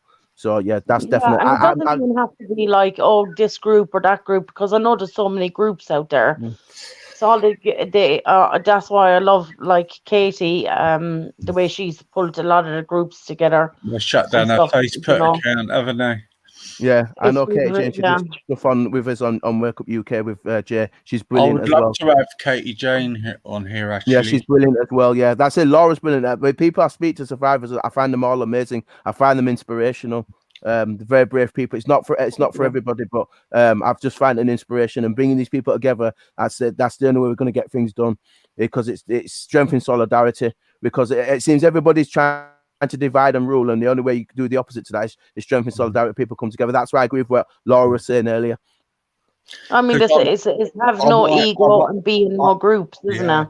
Very easy. I'm gonna. I don't know if Katie Jane had her Facebook group taken down or her profile, but what I'm going to do, I'm going to send a message. She said she would come on one time, and I just going to explain to her and say, we're going to have a couple of survivors on. Because she knows the law as well, and she knows the rights for you and Tina, and she may be. I don't know if anybody. Sorry, Easy. I don't know if anybody has seen on their Facebook right now, but there's a lot of little couple of seconds of videos on about where there's a child there going, would you be a foster carer? Would you be a foster carer? Yeah. I mean, have you seen it, Easy, on your Facebook stream? I find that a bit concerning. Wow. It's madness. It's like right there in your face. Like, it's like another Wayfair, doesn't it? It seems like another Wayfair coming across. I do believe that there is children out there that should be in care. But I do believe that the care system needs a total rehaul. There's something needs to be done. There's a lot of bad decisions being made, and children are not being looked after. Did you remember when I put that thing? Somebody put up that thing about that group that was on Facebook, and do you know what? Everybody's been reporting it, okay, and it's still on Facebook after 4 months. Wow! And it's called Little. Oh, anyway, somebody put it on a McGraw, and we have written to Facebook. We have, and they let these kind of things on now. I'm getting a bit inquisitive with Facebook now, and some other companies. Are they starting doing this business with trafficking children at the moment? Do you know what I mean? It just makes you think. And it's not conspiracy, because if you talk about Wayfair, I hear in Argos and Amazon have been doing the same. So I don't know much about that, really, to be fair. Yeah. I don't. But listen, Easy, I'm going to leave you go, and thanks for having me on. And I just jumped on to say, obviously, show Tina support. Same here. That's why I came. Yeah. Just here, Laura. Thank Well you. done to you both. You're very brave, Laura. The same with Thank Tina. you. You're both brave. It's not easy, but it's fantastic when you hear people coming out, telling the truth and exposing, because that's what they're scared of. One thing with survivors, they're trying to shut you down, so you do the opposite. So I'm with you there, and I'm going to jump off at the same time with you. I just come in to just say easy in regards to. I've got something. I've got. I don't know if Tina was on about not wearing the lanyards. I've got something she might be able to use that if she's got a phone, she can use on her phone. So I've maybe I'll send you a PDF of that. So she can put that on her phone, and then if she don't want to wear that, she just put it on her phone. Can just show it to me if she needs to. But that'll be up to her. But we can discuss that another time. But I just, I just think I'll kind of end here as well. But I think that was a good. It was a tough subject, but an interesting one. But yeah, there's a couple of issues that they brought up very clearly that was brought up there, and yeah, I totally get where they're coming from. So yeah, I'll retire myself as well. Easy, just wanted to come on and share that and speak to the ladies. And thanks for streaming again, and I'll catch you when you're streaming. Well, no, I will be streaming a little bit later. I'm going off because I've got a few things to do. But yeah, I will do some streaming. It all depends who's on tonight, yeah. Yeah. Well, I'll do the usual, Dale. Okay. I know Raj said he's not getting no notifications, so no, he came on with us the other day, didn't he? We had a quick chat with him. Yeah. So we'll talk actually. I'm gonna speak to someone if they want to come on later on. But let me have a little bit of chat around, Dale. Okay. All right. Good seeing you again, Easy. All right. Look out for the time. Normally, the latest Wendy will stream about 9:30. If Wendy's not on, then you'll see me coming on. Okay. All right. So, All right, I'll see you soon. See you later. Bye bye. Thank you, gang. Speak a bit later.